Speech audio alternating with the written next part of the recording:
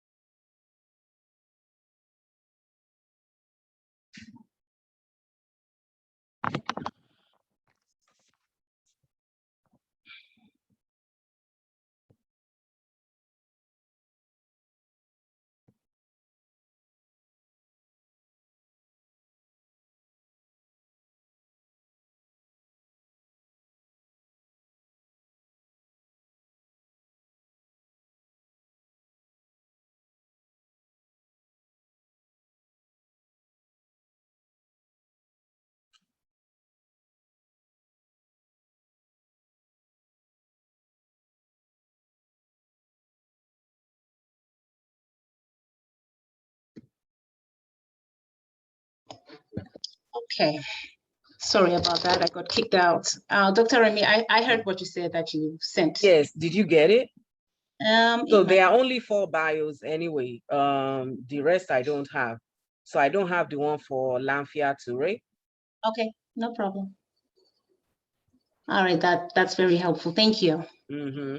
You have the bio for everybody. That was sent to you by email. Yeah, no, I see them. Everybody's there. Okay, all the best. Okay. All right, let's go ahead and begin. Welcome everybody. And let me I'm just going to start with a couple housekeeping rules. So if we can have everybody who's not speaking mute their microphones. And if you want to ask a question or you have a comment, then I will ask you to unmute when I introduce you. Any questions, again, you can post them in the chat. If you cannot hear any speaker or maybe the computer is glitching on your end, type it in the chat that you can't hear. If it's only you who's having an issue, you most likely need to log back into the Zoom meeting. Again, I ask for all of us to be respectful to each other in terms of when somebody is speaking, just to make sure that you have your microphones on mute at all times. Okay, great. So let's go ahead and begin. Again, I say welcome. This is the 3rd day of the 6th Annual Spirit of Peace and Prosperity Summit. Today we celebrate Nelson Mandela, also known as Madiba. And today is actually his birthday. So we're celebrating his birthday, what he stood for, and really what his dream was for us to continue as a people. Nelson Mandela embodied the highest values of the United Nations, and to honor his legacy on the promotion of social justice, the fight against poverty, and the promotion of a culture of peace throughout the world. The United Nations General Assembly in 2009 proclaimed Nelson Mandela's birthday, July 18th, as Nelson Mandela International Day. Devoting this day to public service, individuals around the world are asked to mark Nelson Mandela International Day by making a difference in their communities. Every day, the United Nations works for peace, human rights, and sustainable development for everyone, everywhere. The summit symbolizes the will of the people to uphold and celebrate the vision of President Nelson Mandela in emphasizing the importance of including traditional leaders and cultural integrity to promote peace and security and global partnership. Today, we are celebrating such an honorable man. And with that, we have a vast array of speakers who have a passion in terms of serving Nelson Mandela's purpose. And this is very educational and as well as actionable in terms of how we're going to be bringing about the feminine energy. So another theme for this meeting, we're talking about peaceful transformation, we're talking about reconciliation, but today we focus on the feminine energy when it comes to balancing out politics and socioeconomic issues that we have currently and that were there in the past, which Nelson Mandela was fighting for. Now, to give a basis in terms of focus on what we are going to be talking about today, I am going to introduce Dr. Wale. And Dr. Wale, please, if you can introduce yourself and give some focus to this meeting. Thank you very much, Ms. Tina Mukasa. It's always a joy to see you, and a pleasure for all of us to really enjoy your wisdom, your intellect, and your orchestration, if you will, for the next 3 hours. I really look forward to it. I know that we are in for a treat. So this is the second day of the Spirit of Peace. As you know, the Spirit of Peace is an annual high-level program that we do at African Views Organization in partnership with so many other organizations. The purpose of this event is really to make sure that we focus the process of sustainable development goals in support of culture, as well as ensure the role of culture in the process of the sustainable development goals. This is the 6th annual Spirit of Peace and Prosperity event. That means that we've been doing this for 6 years now, so congratulations to all of us. It's not always easy to do this program, even though we're doing it virtual this year. Usually we invite people from all over the world to come together. And one of the highlights of this program is to ensure that traditional rulers, customary authorities, representatives from cultural ministries, and so on and so forth, are part of this event. When we look in the African world, we see a lot of development and a lot of things are happening, but we also continue to see challenges. And what we notice is that much of these challenges are man-made. They are constructs, and they there for all kinds of reasons that does not benefit humanity. Rather, it benefits a very small private group. So our effort is to appeal to these very powerful private groups that peace is better, that peace is cheaper, that they even profit better with peace. That our effort is to ensure that human beings today have a reasonable experience in their lifetime. And it can be done. And it can be done in peace, with peace. It can be done with love. That war is not more profitable than peace. And this is the argument that we have to make. And there is no one who's made that better than Nelson Mandela. And that's why we celebrate him today. So one of the things that we need to do in this world today is to ensure that the female energy is factored into the balance necessary for humanity to flourish. So this is why African Views Organization has always put a lot of our strength in the development of women, in peaceful development of women, to ensure that you know, the contribution of women are well understood, or well appreciated, and well celebrated in our society, so that we can continue to encourage the improvement and the balance of gender harmony within the context of humanity. We've seen progress in many phases, but we need to continue to push along these lines to ensure that women voices are heard, that women's strengths are highlighted, and that women achievement are celebrated, and that women are given chances wherever there is that opportunity. We want a society that is harmonious and happy with itself. We don't want a woman to want to become a man because of the privileges afforded to men. You know, this is happening, and this confuses everybody. And we don't want that again for men who think that women have some kind of privileges and therefore they want to be women. we want everybody to feel free in being well in their own self and to promote this identity of health. And this is what President Nelson Mandela had wanted for us all. And that's why he has put forgiveness and reconciliation as exemplary, as really the icing on his cake for every one of us to follow through. So we are following his footsteps. We are celebrating him, as Lady Tina Shea had said.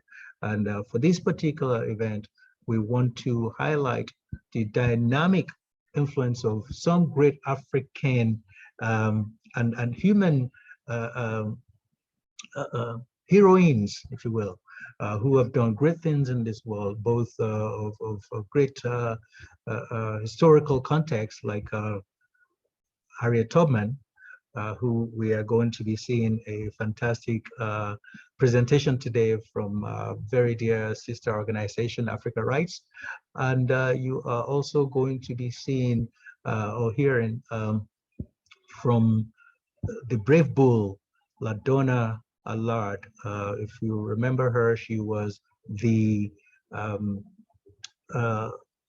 lead protester who started the Dakota pipeline, South Dakota pipeline protest that happened a few years ago. Unfortunately, she is with our ancestors now, but the importance of celebrating Native Americans cannot be underrated. As a human family, the Native Americans and the African Americans are so well interconnected that when we talk about African diaspora, it is completely inseparable not to factor in the influence of brother family society of the Native American groups. So it is in this spirit that we too celebrate the South Dakota experience, especially the life of Lady Brave Bull Ladonna Bullard. So we have a very dear friend of ours who is the chairman of the Native American Forum at the United Nations, joining us to elaborate more on that, and also how wherewithal for healing on the remains of the children, Native American children from the boarding schools in Canada that's just newly discovered. So as you see, there's a whole lot of healing, and especially also in the African world, we have all these challenges. I mean, half of the African world are in great challenge right now. Protests going on, war somewhere, and in other places there are all kinds of unrest that is happening in the half of the continent, and the other half we don't know what's going on. So all these challenges are there, and we want to be able to reflect on it and appeal for the influence of female strength that bring peace and harmony to the society. And that's why we're also highlighting the achievement and the presence and the influence of Madame Funmilayo Ransome Kuti. We've invited our UK Mayor Emeritus, Madame Erelu Tuashe, to join us in making a presentation on that and helping us with the wherewithal for visions and directions. So with that, I declare the day 2 of the Spirit of Peace and Prosperity Summit open, and I yield back to our indefatigable Lady Tinashe Mukasa. Thank you very much. Thank you, Dr. Wale, and for also bringing some focus in terms of what this meeting is about. As I go through this meeting, I will be introducing the speakers, and they are going to share their thoughts in terms of what they think of our theme today. After each speaker, I will open it up to anyone who has a question, who has a comment. This is a day about sharing energy, and any comments that you would deem very helpful to anyone. And as we continue with the works of Nelson Mandela, please do feel free to share. So it will go like that. So the speakers will speak, we'll pose it to the floor. And then after all the speakers have spoken, then we'll open it up and have, some sort of a discussion in terms of what we were talking about. All right, so we are going to go ahead and move on with our program. And with us today is our keynote speaker when it comes to this event today. And our keynote speaker is Joseph Makando. And with Joseph Makando, he is currently the student representative of the Honorable Minister Louis Farrakhan to Haiti and the general coordinator of the Haiti-based Respect for Life Foundation. And he's also on the ministry staff at Mosque 7 in New York. He speaks 4 languages, including but not limited to Haitian, Creole, French, and Spanish. And he's also been a Creole interpreter during the minister's visit of Haiti and the Caribbean. So Student Minister Makando is an ambassador of peace for the Universal Peace Federation and the city of Germany in Haiti. Now, with you, Honorable Student Minister, I would really like for you to, really focus on really the main guest of speaker, which is, Nelson Madiba Mandela. And if you can just shine some light on how great of a man he was and how he championed, everything in terms of women's rights. So let me just make sure he is here. Okay, so Dr. Remy, you're saying he's not here? He's not here yet. Okay, so as he's the keynote speaker, what I'll do is when he shows up, then we'll have him speak again, but we are going to move on with our program and call upon the next speaker. Is Roberto Borrero here?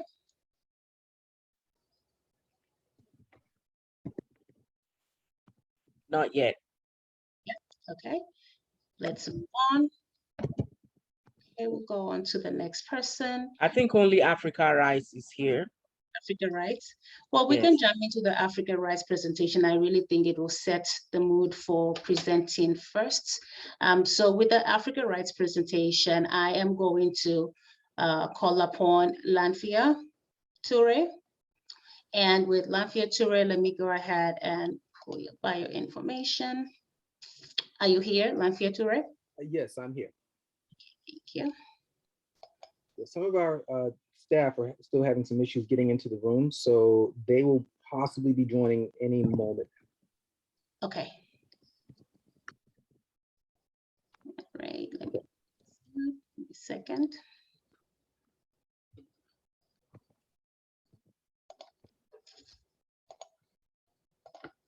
So only Africa Rights and Yurilu Tunwashi are here. Here present. Thank you so much. All right, so let me go ahead and give you some information about Lanfia Toure. So he's a researcher for Explorers Club fellow, and this is at Cancun University Focus Point. And he's also with the director of the research team of non-governmental organization, Africa Rights. He has strategic military backgrounds and leads expeditions in conjunction with the people, regional kingdoms, and governments of various African countries. So with the Africa Rights expedition missions often discovered as sacred artifacts and new tribes, some of which are published in the Anthropology Journal. So alongside with Lanfia Toure and with the Africa Rights presentation, this is somewhere where we can start learning more about, what our indigenous backgrounds are like and how we all intertwine.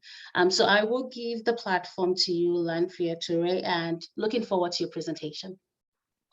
Thank you very much. Thank you. Thank you. So today, first and foremost, I'd like to wish everyone a happy Mandela Day, which is a very important day to really to reflect on where we are as a society and as a people, the African peoples and peoples in general throughout the world. I'll be speaking about Harriet Tubman, who is someone, as a child, someone that I looked up to, someone who was very important in our family, someone who gave a lifetime of service to make sure that others were free. And some years ago, when I was first launching our our organization, or actually before we were established, one of the initial subjects that we looked at as far as, important persons and topics that could be covered, which would be later featured on our website, we looked at Eugene Bullard, we looked at Harriet Tubman, and so many others. But Harriet stood out because she was such a powerful person, an impactful person during her lifetime, doing more than anyone could. And she was also enslaved for, that early period of her life. So in thinking about what ways we could honor Harriet, I began working with others to do the research that we did in order to find out more about the life that she lived, her struggles, and really what she was doing before the Civil War, after the Civil War.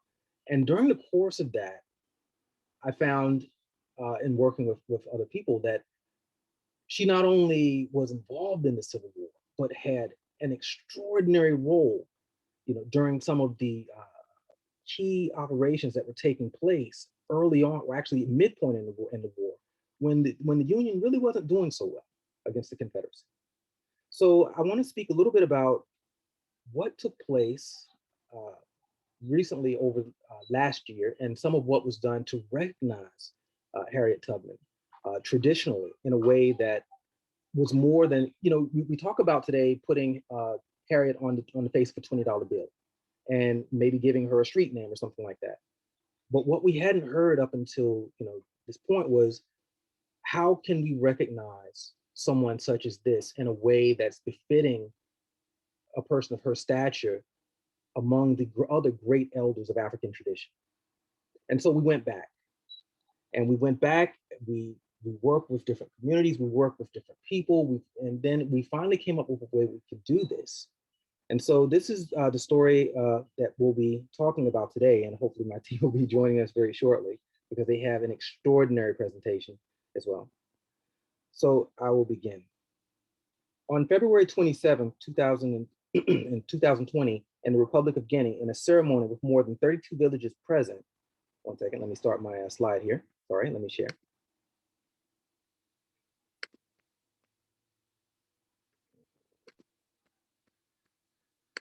There we go. On February 27, 2020, in the Republic of Guinea, in a ceremony with more than 32 villages present, Harriet Tubman was recognized as Kelemansa, a historic title and legacy dating back to before the dawn of the Mali Empire. Harriet Tubman was born in 1822 into slavery as Araminta Ross. In 1849, she escaped from the Brodges farm in Bucktown, Maryland, to Philadelphia. She went on to become a conductor in the Underground Railroad and made many trips back into, one second. She made many trips back to rescue family members and others who were enslaved there. Harriet joined the war in 1861 when she began working in camps around Fort Monroe, which had become a haven for escaped slaves. In March 1862, Massachusetts Governor John Andrews State's forces were being sent to South Carolina, and he asked Harriet to join them. Harriet, seeing an opportunity to do more to aid her people and help with the war effort, agreed. The unconditional surrender of the Confederacy was key to the overall doctrine of President Abraham Lincoln and the larger Union strategy created by Union General Chief Winfield Scott, in which the Anaconda Plan, which hinged on the success of constricting and constraining Confederate forces in the South and the West and cutting off all Confederate coastal trade and resupply, was absolutely necessary. The taking of rebel-held South Carolina with its powerful navy, ironclad ships, and near impregnable defenses under General P.G.T. Beauregard became an urgent necessity. That year, President Lincoln enacted the Emancipation Proclamation on September 22nd, 1862, declaring that as of January 1st, 1863, all enslaved people in rebellious states are free, clearing the way for Blacks to fight for the Union. Meanwhile, in South Carolina, the revered Confederate General Pierre Gustave Toutant de Beauregard, who had defeated Union armies at the Battle of Fort Sumter, Bull Run, Shiloh, and Corinth, was to be appointed Department of the South Commander and sent to Charleston. General Beauregard's appointment and arrival brought with it his trademark ironclad formidable tactics in the lush tropical climate of South Carolina as he established near impenetrable coastal defenses and troop reinforcements throughout the region, halting nearly all Union advances. With Harriet's arrival in South Carolina upon the request of the Department of the South, the stage will soon be set for the events yet to come at Combahee a year later.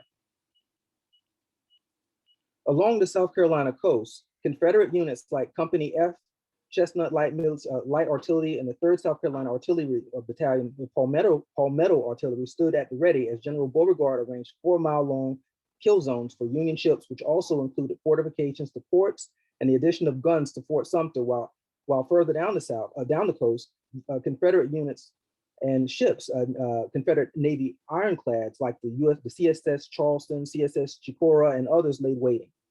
On April 7th, 1863, in a major defeat for the Union, 5 of 9 Union ironclads were disabled, while 2 needed to be towed away to safety. For a time, South Carolina's defenses were invincible and impossible to attack, or so it seemed.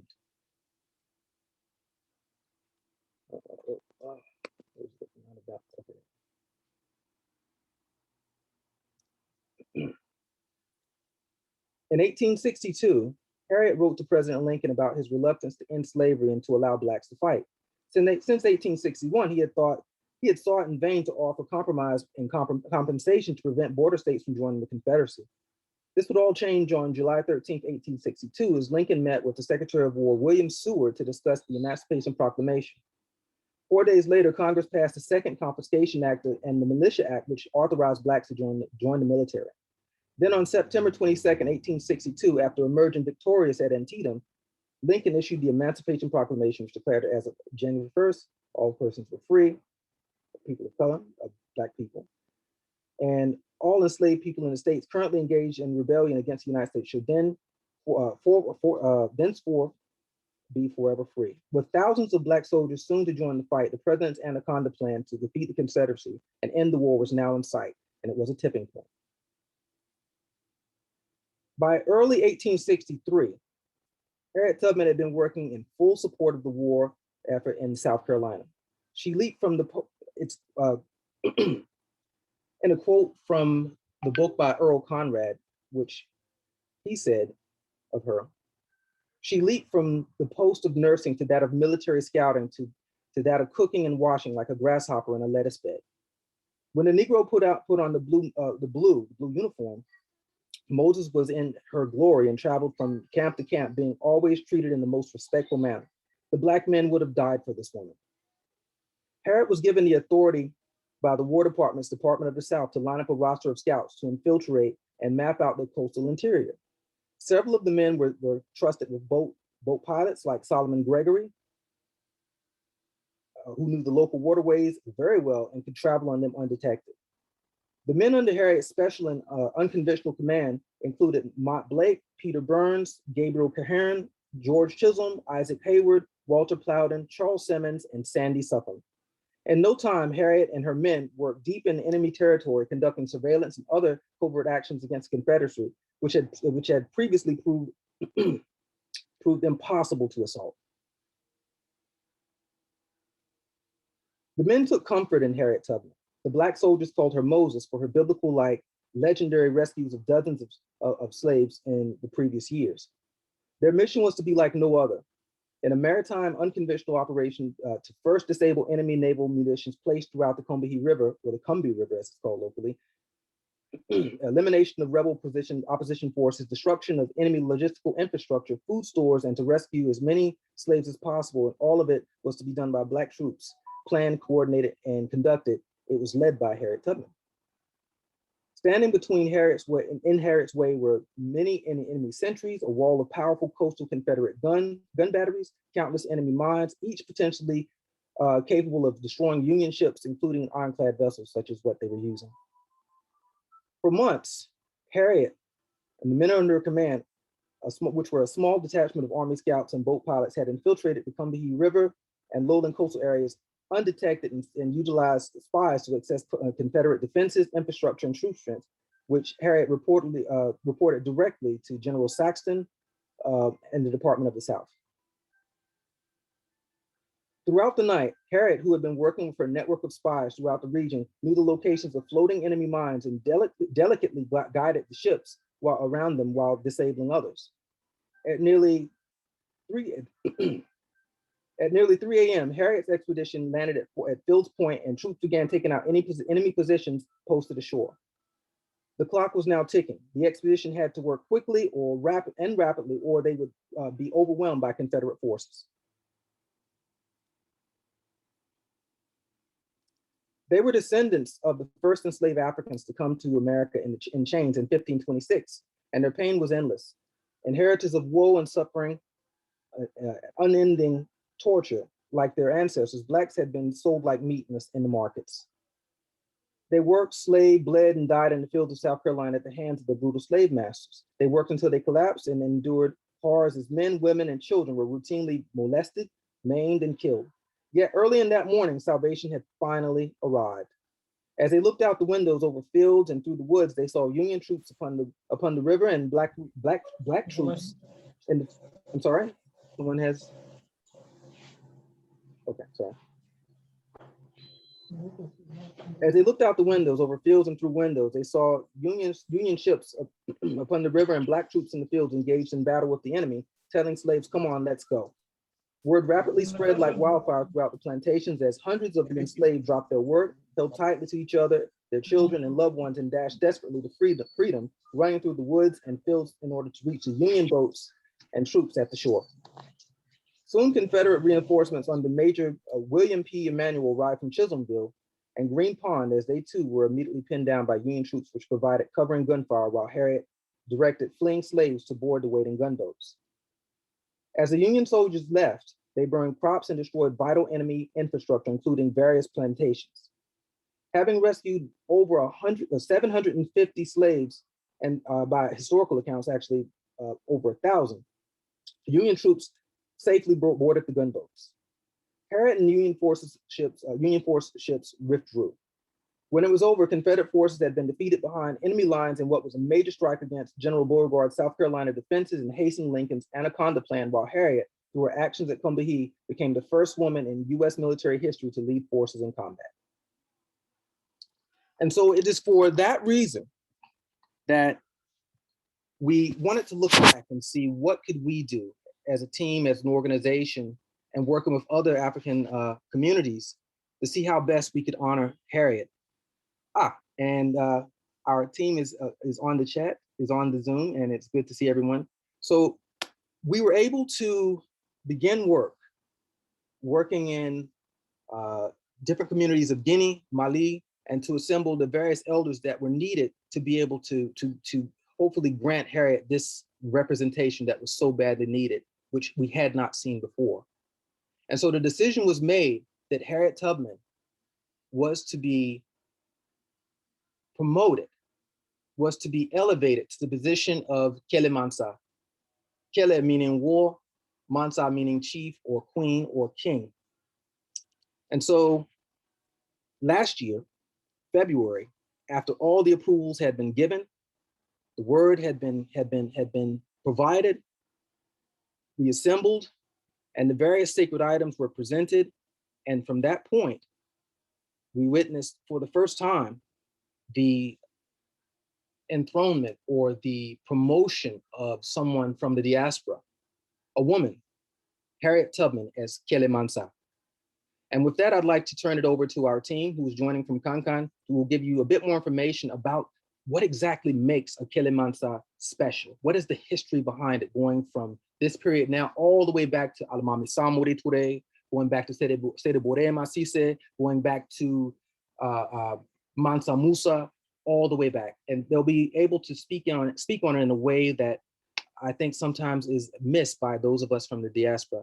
But I'd like to welcome Robert, our African Rights Field Coordinator, welcome Simon, who you see behind to the right, and also the Sedewa that are also joining us today from Guinea. Thank you. Yeah, Robert, go ahead. You're on mute. You're on mute.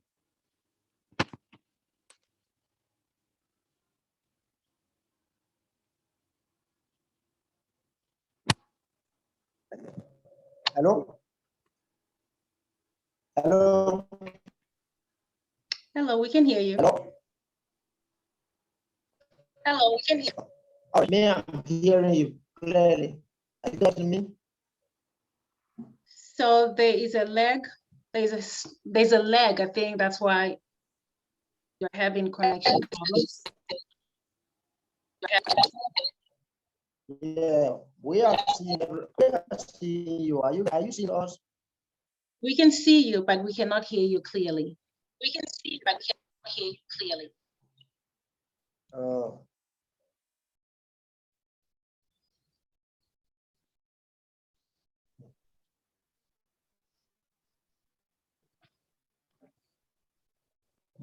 hello. Yes. Yes. Is it okay?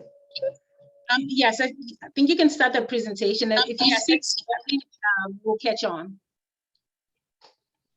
All right. Thank you. And thank you for the invitation. I'm here, Robert. Saruda Nimano, I'm field coordinator. And we also have our field agent, who is Amara Konde. And then we have our traditional chief, the Donzo, the chief of the Donzo of Kankan region. We have, he is called Woloba Traore. And then we have the Seriwa, the Bolonfola, Bolonfola, the person who is playing the Bolon behind him whenever he is supposed to move. And also we have the Bolonfola is called Karifala Konde. He has been working throughout in the sub-region from here, Guinea, Mali, and then also we have Birema Wuling Traore. We are here today to talk on Telemansa. But before we do anything, we want for Mesa. Before doing anything, we want for the Donzo Kunti to introduce himself. And he cannot introduce himself. He is supposed to be accompanied by his traditional singer. So please, you have to listen to the demonstration of the traditional singer. So, Dozo, I be say do kola, huh? I be say do kela.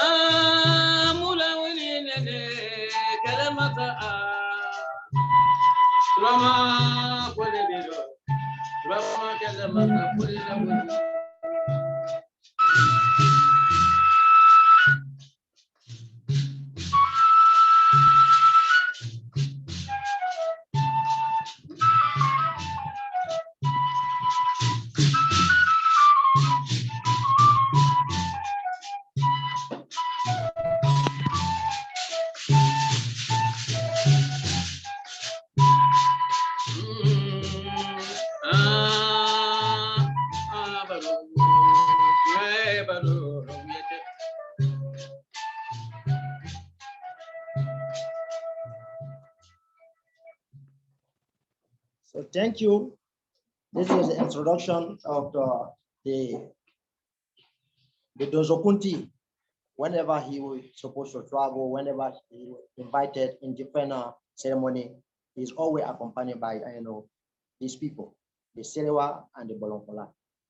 The Serewa and the Bolonfola are the people that the Bolonfola are the traditional singer that specialize in praising the different kings, like the Kelemansa.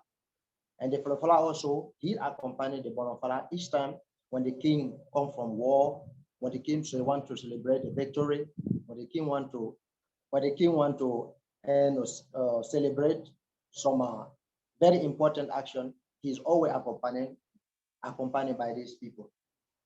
So we decided, to talk on the Kelemansa because seeing what Harriet Tubman have been doing and during the war to liberate our people in America, we qualify for behavior to be a Kelemansa, because only the Kelemansa can do what Harriet did during the war to liberate our people. So for here, I will pass the word to Simbong, and then he will say some words. Then I will translate it. Simbong? Who can say ma? Kelemansa lakuma udoli kan kafo. Donc ye doni fois Kelemansa ya momen nyala tan.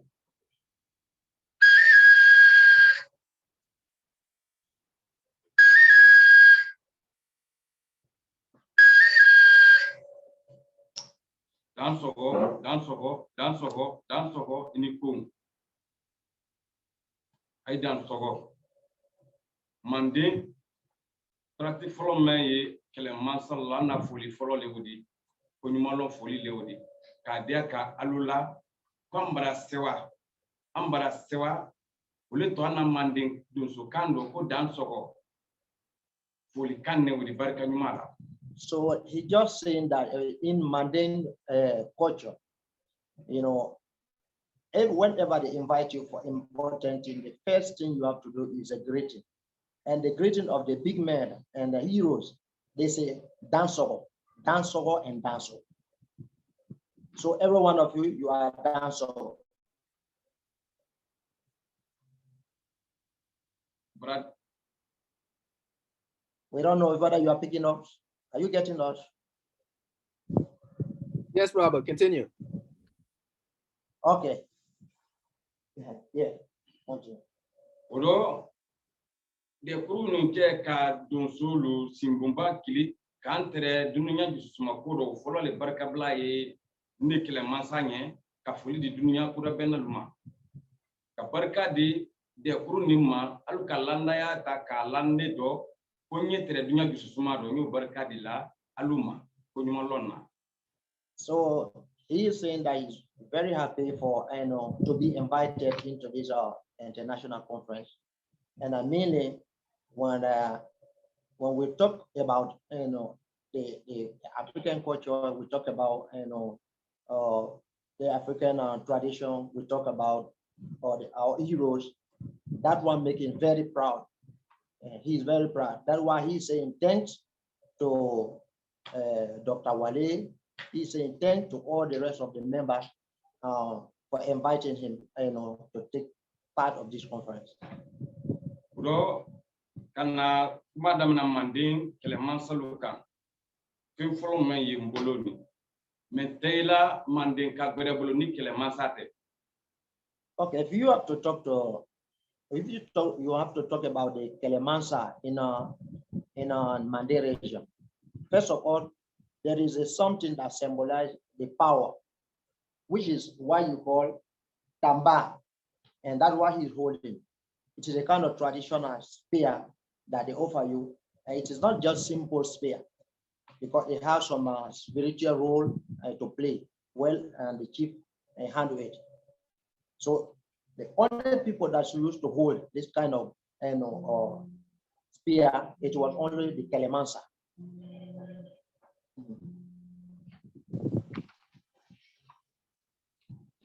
Udo fin ben yimboloni ni yela Kelemansa lebolo ka ikele kenyon kele ka sala asine so menkan ka wa ibara ka wato kele kede ibala solo kala be wusu ko bate wodila mansalema ko masake inila gede wolo ya feneni ule to Manding ko Kelemansa finfla And the second item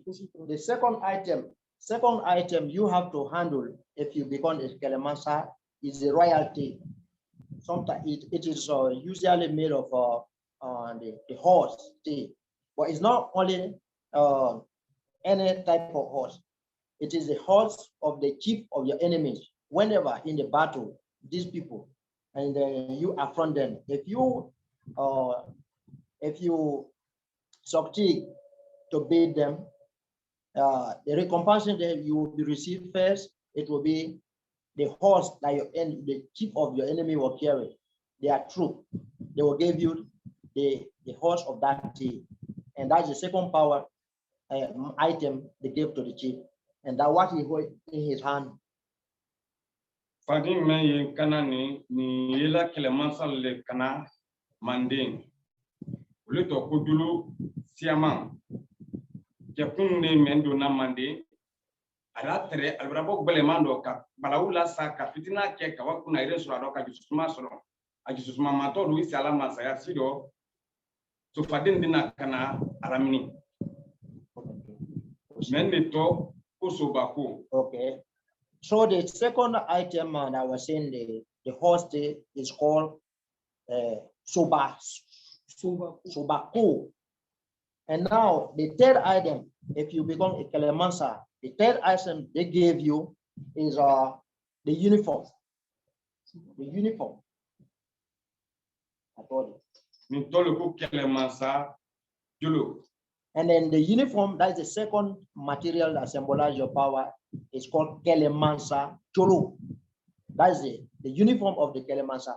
If you see it, it's made of many different plants, many other different animal skin, and some of the strong animal, like a lion, like panther, like elephant.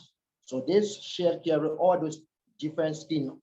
So it is very sacred shirt that you don't have to wear it if you are not residing something important.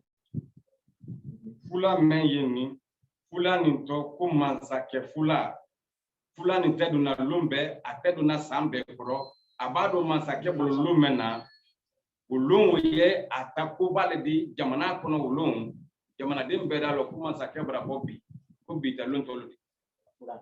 Fula nintole kubali sama. So the other item you're supposed to receive if you are Kelemansa, it is now the hat, the traditional hat.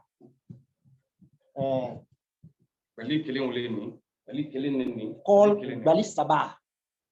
The hat with 3 horns. The first one, you have the 2 horns on your left and the right hand, and then you have the third one in between. But this hat, you cannot wear this hat at any time. You only wear this out whenever you have to conduct something like a war, or you have to challenge enemy, or you have to preside some big ceremony. And when you have to wear, you always have to make a kind of sacrifice to other, or else sometimes it's reacts. It adds some spiritual reaction. So that's why the only time you have to wear it, you have to make small sacrifice before you come out. And in the Donzo language,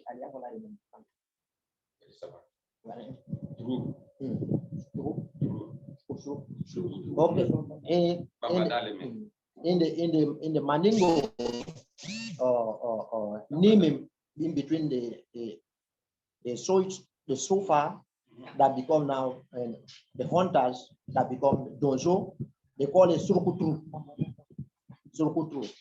But it is there by rank. You get the Surukutru for the beginner, you have the Surukutru for the general, you have the Surukutru for the opponent, you get the Surukutru for the leaders.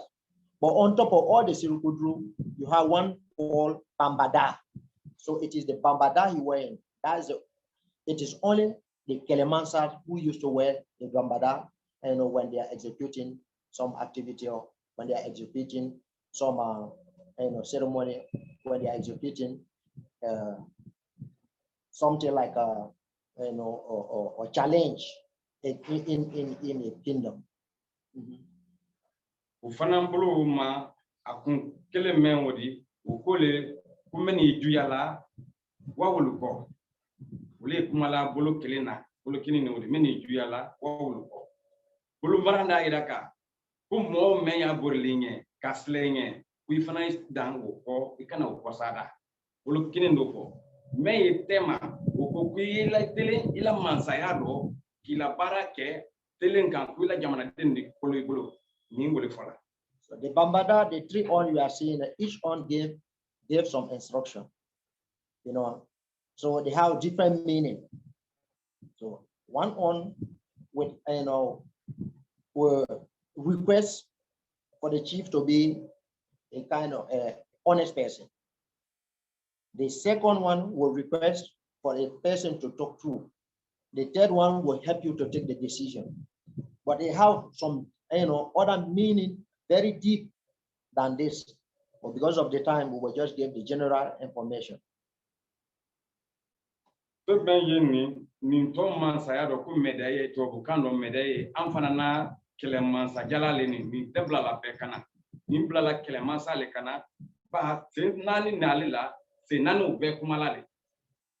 if you check on the chest, you will see something like a medal. It's like the one the Western people call medal whenever somebody do something important, like a victory, among the soldiers, they gave them the medal. So in the Kelemansa domain also, when you become Kelemansa, they gave you a traditional medal called, I told you. Kelemansa Jala. Called Kelemansa Jala. That's the medal they gave to you, to prove that, in memory of what you have done. This one is to say that they respect you and they put all their strength in you and they depend on you. And whenever you decide something, they will follow you. Nineto kusufa denu kanabo fin kele kuna sifin wole yenindi nine and the last thing is what you just hear, the razor. It is a traditional razor called saying, and it is used to gather all the soldiers or all the sofa. Presently now it is used to gather all the dozo, because the sofa become now today the dozo. But before, the sofa, they are the one that were replacing the military. Now they are dozo. They play the same role. Even where we are now sitting, they have some men at the border patrolling to assure the security between Mali and Guinea. They work both workplaces, dozo in Mali and dozo in Guinea.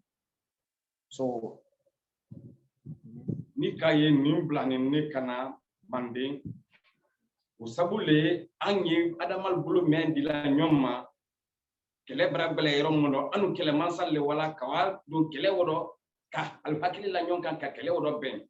So most of the time he's not in place.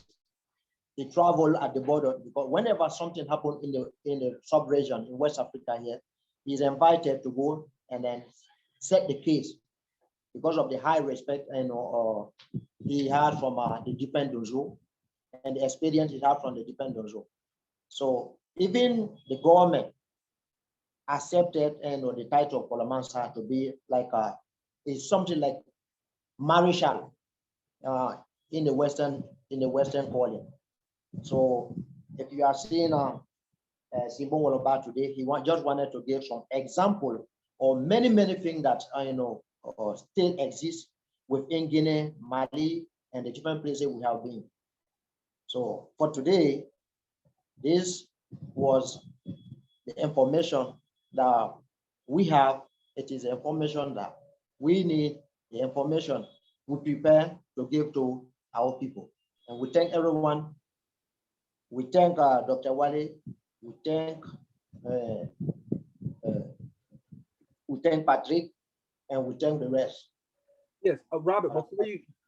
Before you turn it over, can you speak a little bit about the Kelemansa ceremony And also, how do people, how are people reacting to the news about Harriet Tubman and her becoming Kelemasa, especially after seeing the movie? The Kelemasa Tulon, as I say, it was only organized for the big king. So far at this time, we organize a rally. We organize it because it's involved many things. Kelemasa Tulon that was organized for Harriet Tubman. It was organized in a village called Banankoni, something like 50 kilometers from here. But we were having something like more than 5,000 people. And then the different ceremony, the different step of the ceremony took the whole day. First of all, I would tell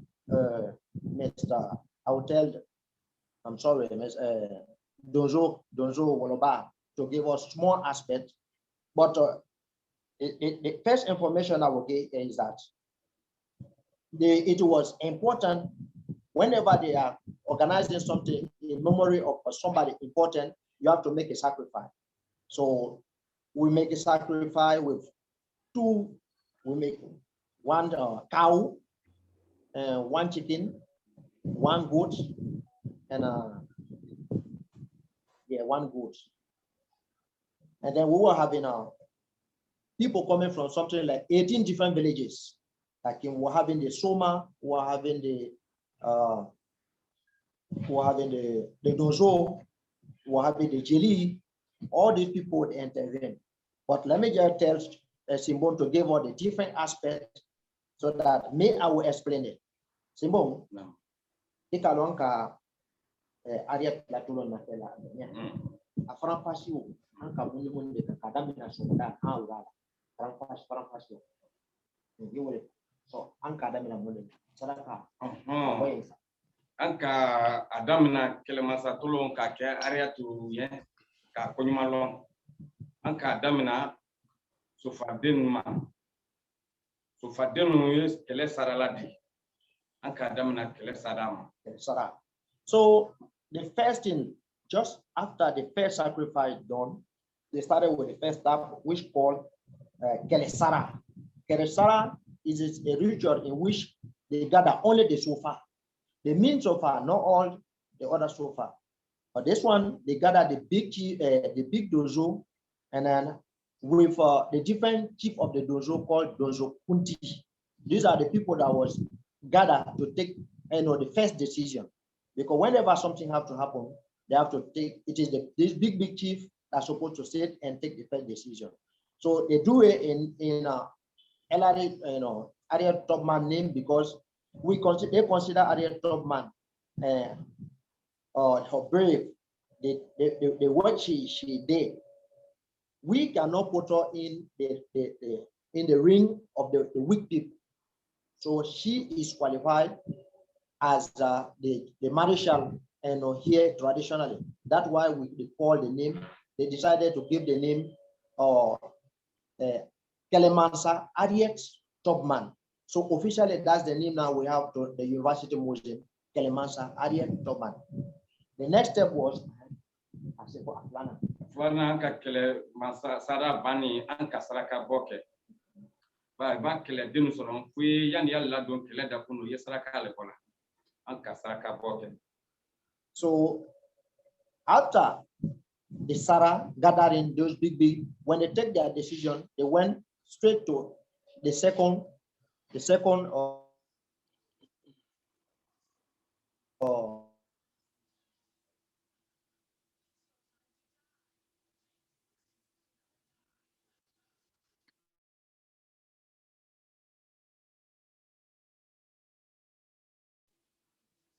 Yeah, I apologize, everyone. Sometimes to connect, they will go and gather.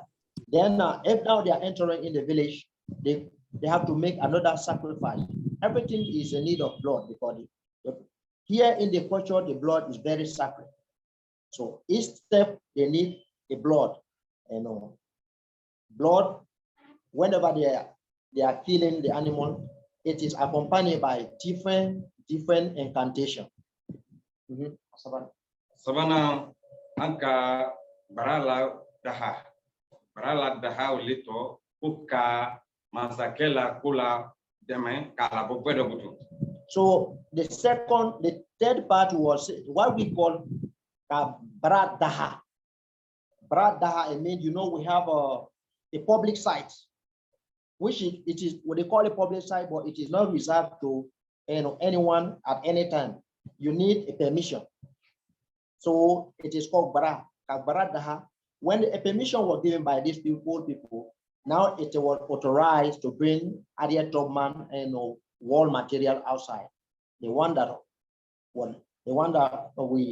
the different people fabricated, different donzo, different numu, different soma. So it was the exposition of the wall material of Harriet Tubman. Bani anka sufa denun lawli kana kelemansa lagia kana imagi kelemansa dafe. Kelemansa wuli to ko sufa kundi kelemansa lewli sufa denun raban luna la kani imagi kam momba menfu kaida kako albrabo kelebra dia. Now, if you check in the video, you will see whenever they expose, after the exposition, the sofa were invited. The donzo were invited to come and pay their respect to the big Kelemansa. If you check later in the video, you will see somebody sitting and you see the other donzo coming to pay respect. So the respect they were paying in front of those material mean that they are paying the same respect symbolically to Harriet Tubman because of what she had done. Bani masaka sufal masara ko keleke finna bobuna kanadi kala daha alinyari wa keleno. So after that one, when they offer material in the name of somebody, you cannot just take it and go. It is after paying the respect to the chief, recognizing him that you are now the chief. That's the moment he will give order. Then they will show the simple order material before, but the sacred material that's supposed to come out, the instruction is coming straightly from the chief, which is called the Dozo Kunti, the chief of the Dozo. So he's the one that authorized, he's the one that selects the people he trusts to escort this thing from the house and to the public site. And whenever these material are coming, are accompanied by the traditional singer called Siriwa. It is also accompanied by the Bolonfola and the Flefola. The Siriwa, they are specialized in, let me say, in praising the big hunter, big donzo. Then the Bolonfola, they are specialized in praising the kings, the Kelemasa, the big kings. And now we have the Flefola who accompany both of them whenever. And then the Flefola sometimes they praise what you call the Wema. They praise all Wema and so some of the brave, sofa. So the Flefola, he praised them. But when it comes to praising a kind of person like Harriet Tubman, who have done, greatly to free our people. So that's why they combine all those people, to celebrate the person honor. But if it is something simple, they can just pick one person, either Bolofola or Donzo, or if it is a Donzo man, they will take the Seriwa. If it is another simple chief, they will take one Bolofola. If it is somebody simple like Wema, they will take the Flefola. But if we are talking about the Kelemansa, they combine all those people, and sometimes it is also, they also at the Dundumba, because that is another, we were not able to move those people because they move in large group and they are not prepared, but they was to be here also. Bani romano kutu anka jimbe charo kasufalla bot tulun tebutu kabrala mini. After that one, after that one, they do what you call after that one, they call all the different sections this different section in total for the demonstration, and that demonstration is called Kebo. Kebo. So it means that each person have to come and show your knowledge, your talents, your power.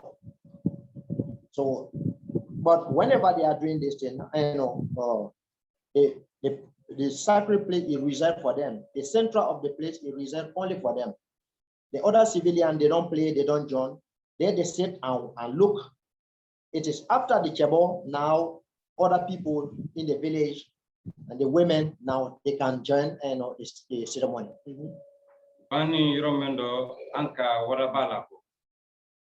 So after that one, it was also accompanied by, the different mask. I don't know if you found a different mask. It is not only simple mask. The mask that was accompanying Harriet Tubman material, it is called waraba. It's a kind of lion that we have in Africa here. Waraba, the last category of the lion. So that mask was shown. And then after that one, it came with it with other different type of masks with different categories.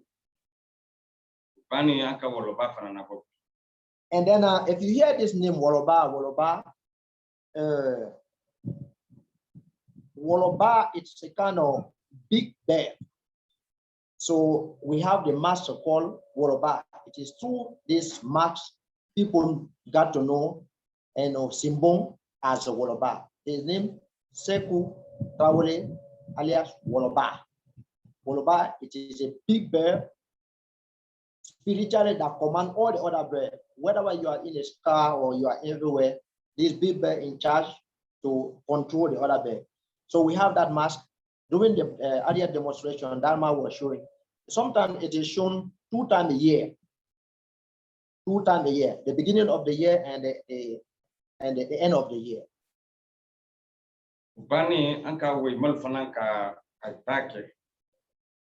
So after that one, we started calling people by different specialties, such as the Wema, the Dunofola. So these people were coming in group.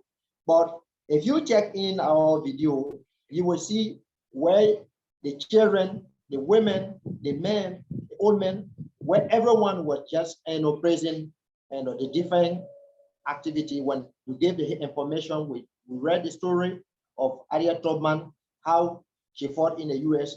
People were coming until the evening. People were coming to see what is happening here. Who is Harriet Tubman? Now in the different villages around Kankanya, anywhere you go, you talk about Harriet Tubman, the people will tell you, say, we know her.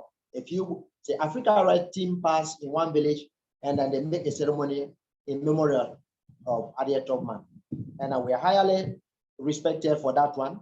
And mainly also, Harriet Tubman picture were requested by the university, SECA. We have a Center, African Cultural Study Center also at the university.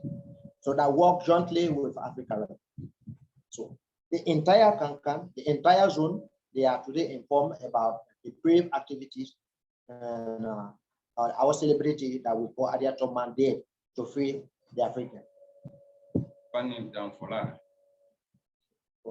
Donc, angi barkale dila kamasron anna service men dina amma mra sewa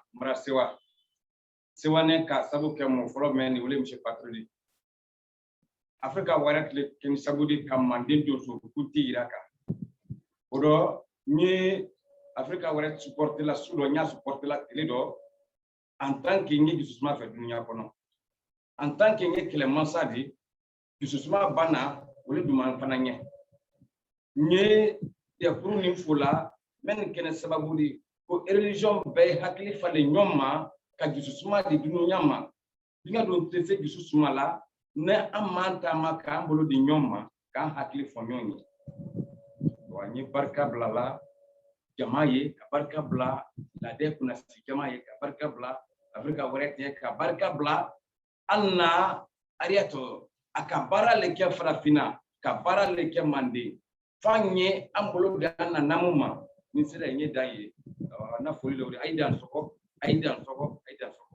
So in conclusion, Simbong Dozo Kunti, he's saying that he want to thank everyone that taking part in this conference. He want to thank the organizer. He want to thank me and Mr. Patrick, who really play a kind of fabulous role by by creating Africa Right in West Africa here. That today Africa Right have for the big king to be raised. It was hard for certain time to see people as Kelemasa, Lonzo Kunti, set in office in different places to conduct. But today, through Africa Right, all these people, they can go in some classes, they can go at the university, they can be invited everywhere to take part in different conferences. Just as we are saying, sitting, he was working with the governor, and then he was asked to supervise lastly the border between Guinea and Ivory Coast. He sent his men, but for the world to know him, he said he thanks Africa Right, because it is through Africa Right that the world is trying to know who are the Kelemansa, who are the Dozo, who are the Sofa, who are the different other sections of African culture. So that he gave the great thanks to everyone, and we wanted to give more, but because of the time and because of the different activity that taking place in different places, we limited our speech only to a small part of the history of African history. So when you hear it dance over, it means that thank you and thank you. So we concluded by one of the traditional music that they used to sing for the kings.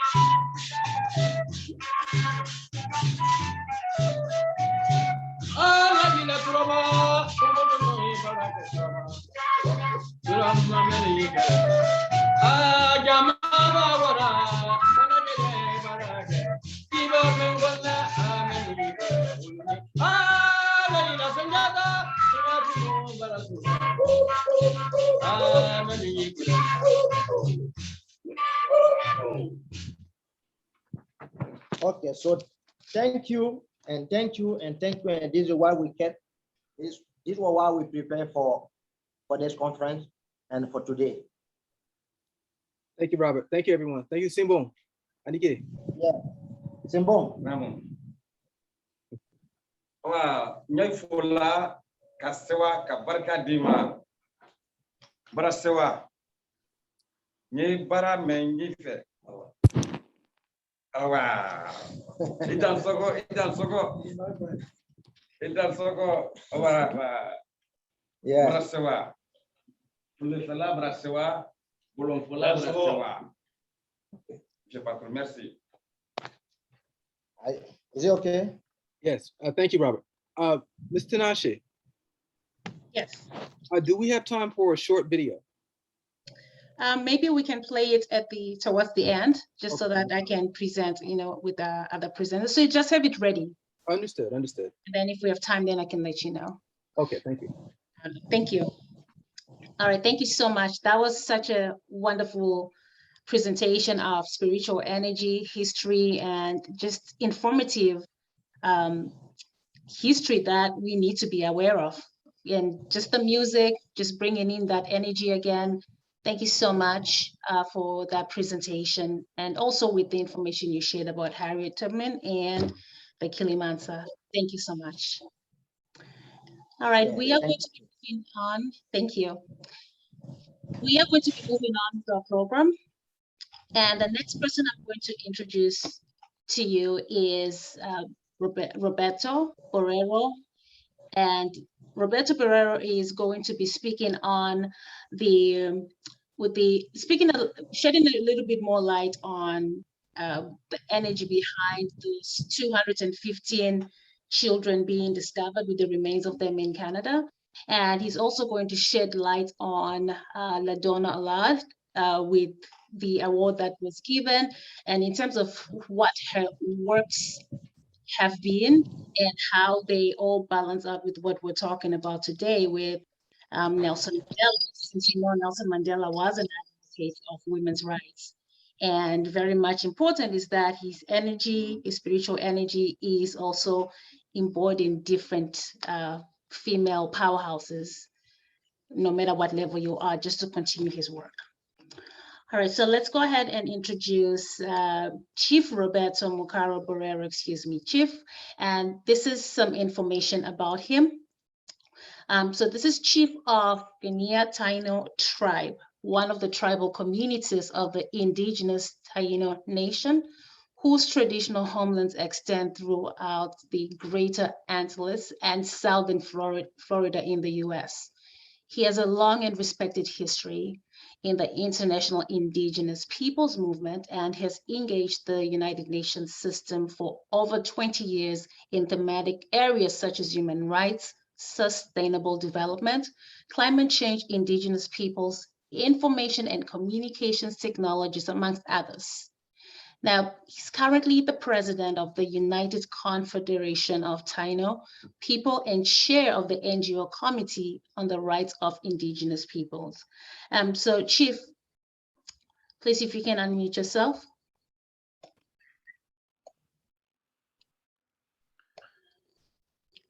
Okay. All right, if you are unmuted now, Chief, thank you so much for being here with us. Like I said, if you can shed more light on what it means for Ladonna Allard in terms of just embodying that energy and her works as well. So thank you. Thank you. Taigwe, tau kasikeno, ditunokena da tia ono, diri mukaro aguivana, kasike yukayeka guainia, boriken taino daka. Just wanted to give you a greeting in my own indigenous language, which is not English or Spanish or any of the other colonial languages, but it's from my own people, the Taino people, who you mentioned in your wonderful introduction. Thank you very much. I'm honored and humbled to be here among all of you today, the dignitaries, the wisdom that's being shared. It's a very humbling experience to be with you. So I thank Dr. Wale and Dr. Alapo for inviting me to be here today with you all. And I hope I can just share just a little bit of information to help you understand what's happening with indigenous peoples in the Western Hemisphere. As you know, indigenous peoples existed before the arrival of Columbus in 1492. We had civilizations, we had contacts with other people, not only throughout the hemisphere but throughout the world, and so we're happy that these ties are being renewed through these type of initiatives like the one we have today. You first mentioned. My sister, you first mentioned the children who were recently found in Canada in a mass grave. And for those of you who are not aware, during the colonial period in the United States, what's known as the United States today, and also what's known as Canada today, during that colonial period, there was a movement to quote unquote civilize the savage peoples or the noble savages. At some point, we were known to be amongst them. That's how we were referred to, and it seemed that there was a burden amongst these folks who were arriving from what we now call Europe today to civilize our people and to bring us more into their image.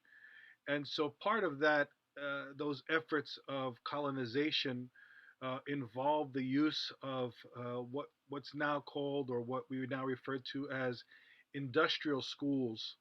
And what these schools, which were found throughout the United States and Canada, which were largely run by religious institutions like the Catholic Church and others, what they would do is forcibly remove indigenous children, children from tribes who had heritage, who had um, long histories, who had traditions. They removed them from their communities in an effort to civilize them. Again, oftentimes these children were forcibly removed. That means that they didn't have consent from the families, but it was deemed that it was appropriate as part of the machine of colonization during that time period. So they took thousands of indigenous children to these schools to re-educate them and to give them, quote unquote, skills so that they can participate and really assimilate into the new paradigm, into the new societies that were being created in within these colonial systems. So, with that historic context, you can imagine that when children are taken away from their communities without the supervision of their parents, families, and friends, when they're taken to these places where these strangers who feel that they are inherently better than these people because they are superior, a superior race, and that they have a superior religion and a superior outlook on the relationship between humans in the world, which is based on dominion, then you can imagine that these children were also subjugated to horrific, horrific conditions.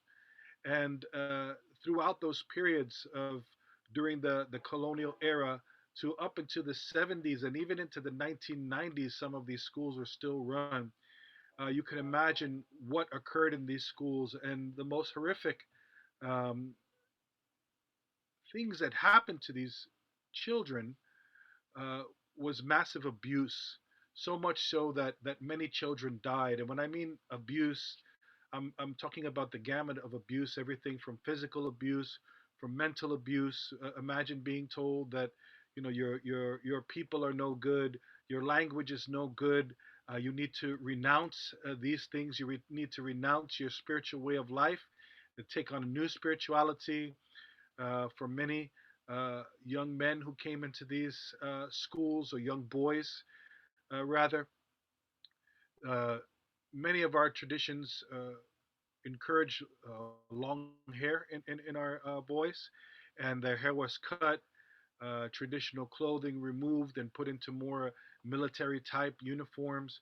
This is everything that these children endured, besides, uh, as I mentioned, the physical abuse, which included, as hard as this is to say, and I apologize if this triggers anyone, but including sexual abuse. And this was highlighted during years of testimony in Canada during their Truth and Reconciliation Commission that they mobilized to try to forge a new chapter with Indigenous peoples in Canada and the government. It's heavy to speak about these things, and it even becomes heavier and more triggering for people whose families have experienced this trauma of having their children removed, some of them being taken from their communities and not being seen from ever again. And what happened in Canada recently, there was about 200 um, bodies of indigenous children that were found in mass burial outside of one of these industrial schools in Kamloops. And there could be a higher number, but that will take more forensic uh, investigation and excavation. So while this is a shocking news for many people, that was just understandably so. People took this news pretty harshly. Um, it impacted many people in various ways. Again, because so many people, especially indigenous peoples, had no idea what happened to these children.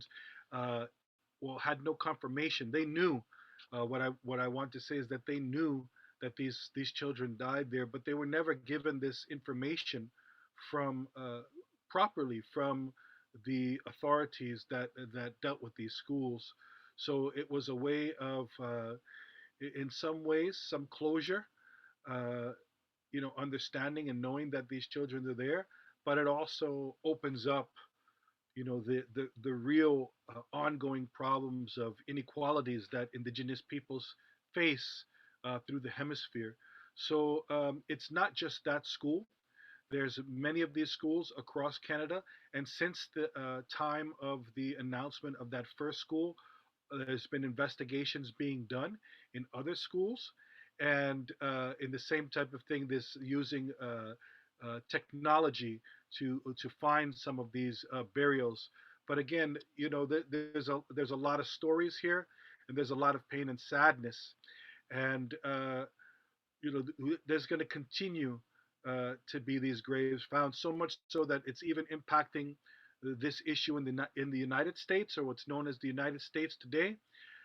Recently, in another Indian industrial school that was in the state of Pennsylvania called the Carlisle School, there was indigenous children brought over to that school, thousands of them, again, including 60 Puerto Rican Indians that came over from the island of Boriquena, Puerto Rico, that were included in the industrial school.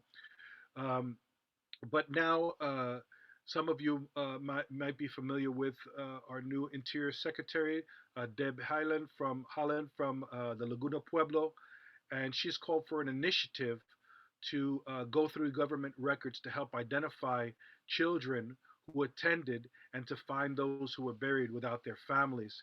And I can tell you one, just in the last couple of days, the remains of 9 children were taken from the Carlisle Indian School. And these were children who were taken there over 100 years ago. And they were just returned to the Sikanju Lakota community uh, just on Friday. 9 of these children were received back from the Carlisle Indian School, from the graves there, and received back in the community. So they were received with ceremony and prayer. And you could imagine again, the feeling of the communities that have to go through this and experience this, and the trauma and the triggering that come along with it.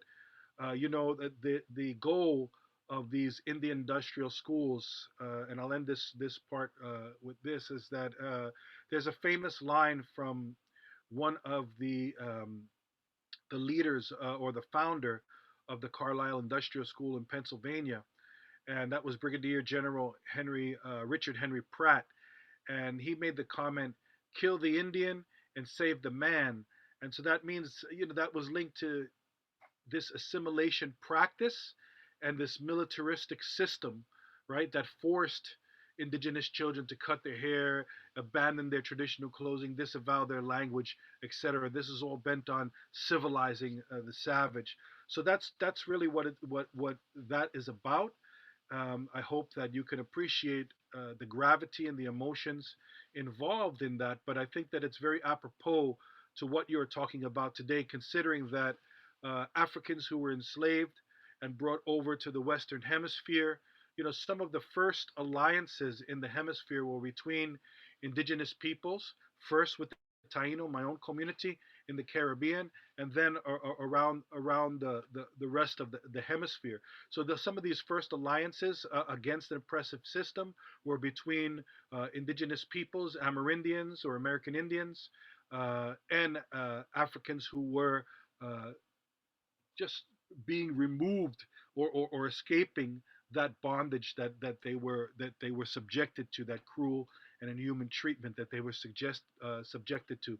And our folks also, just to be clear, they enslaved our folks also in the beginning of the colonial period. And so we were there working together side by side in that misery and in that horror.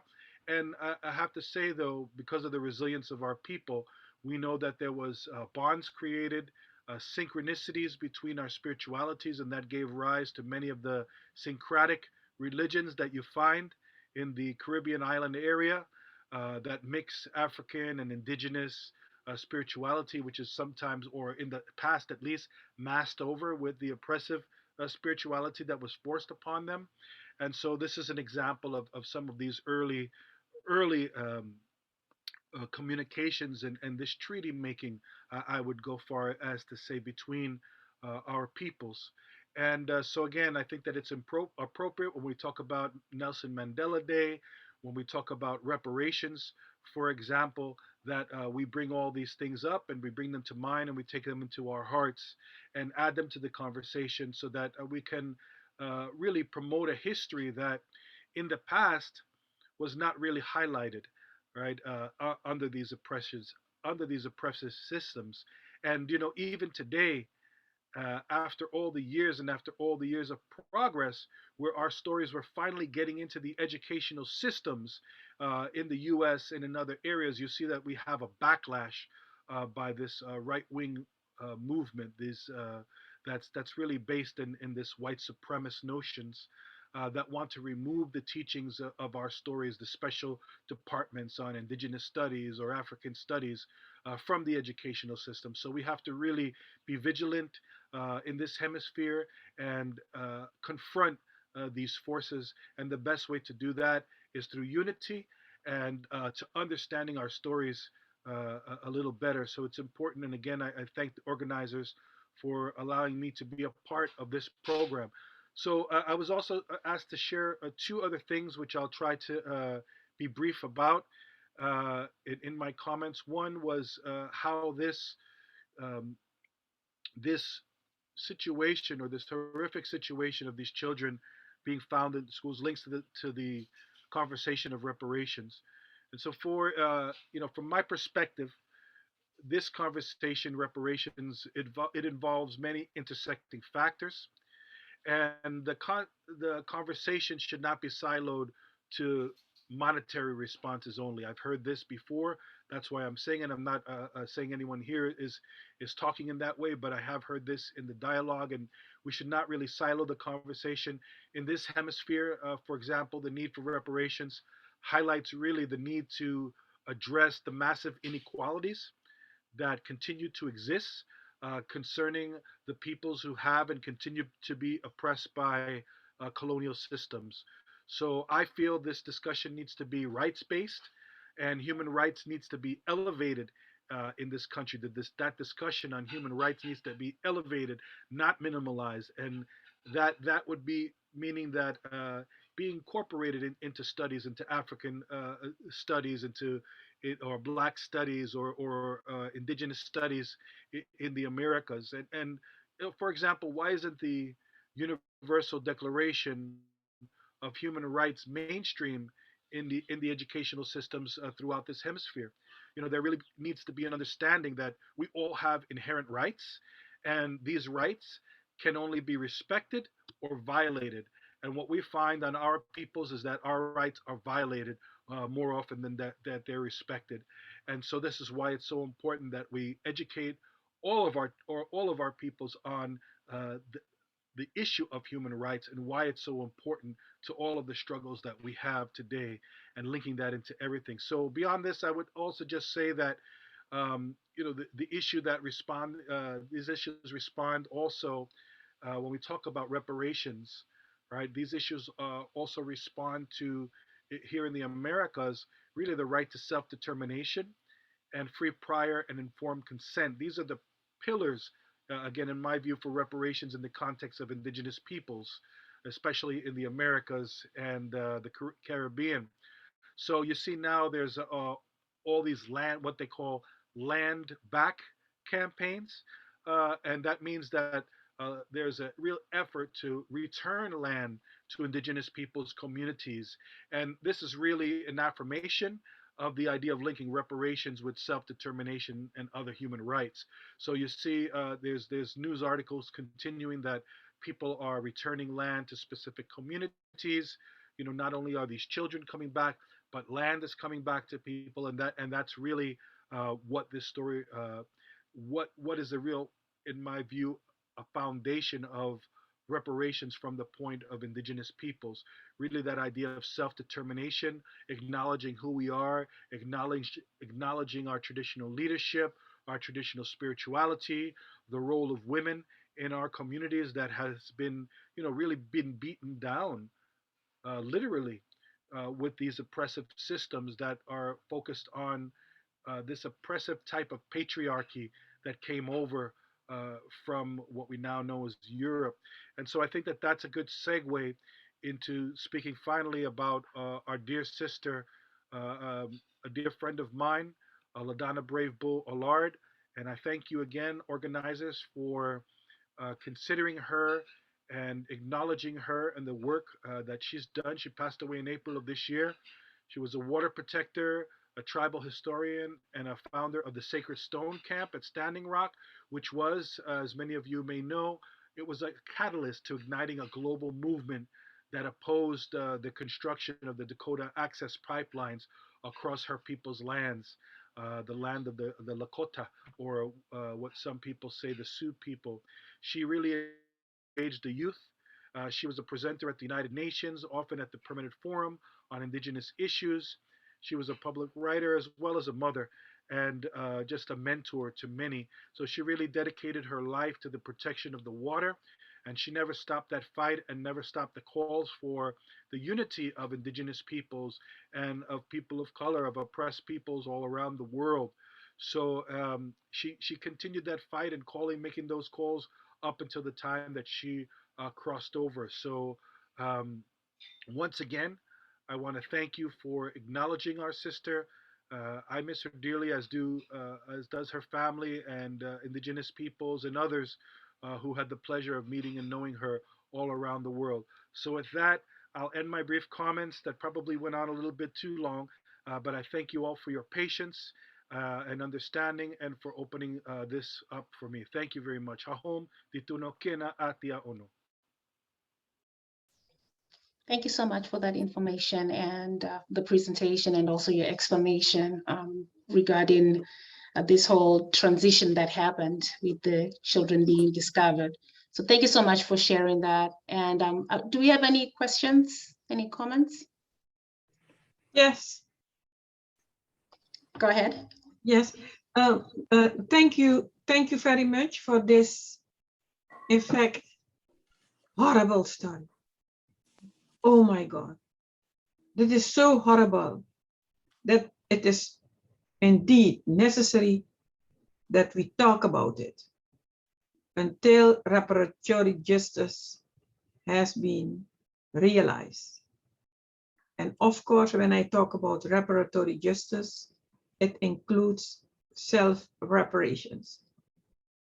So my question is, are you involved in the permanent forum, the UN Forum for Indigenous Peoples?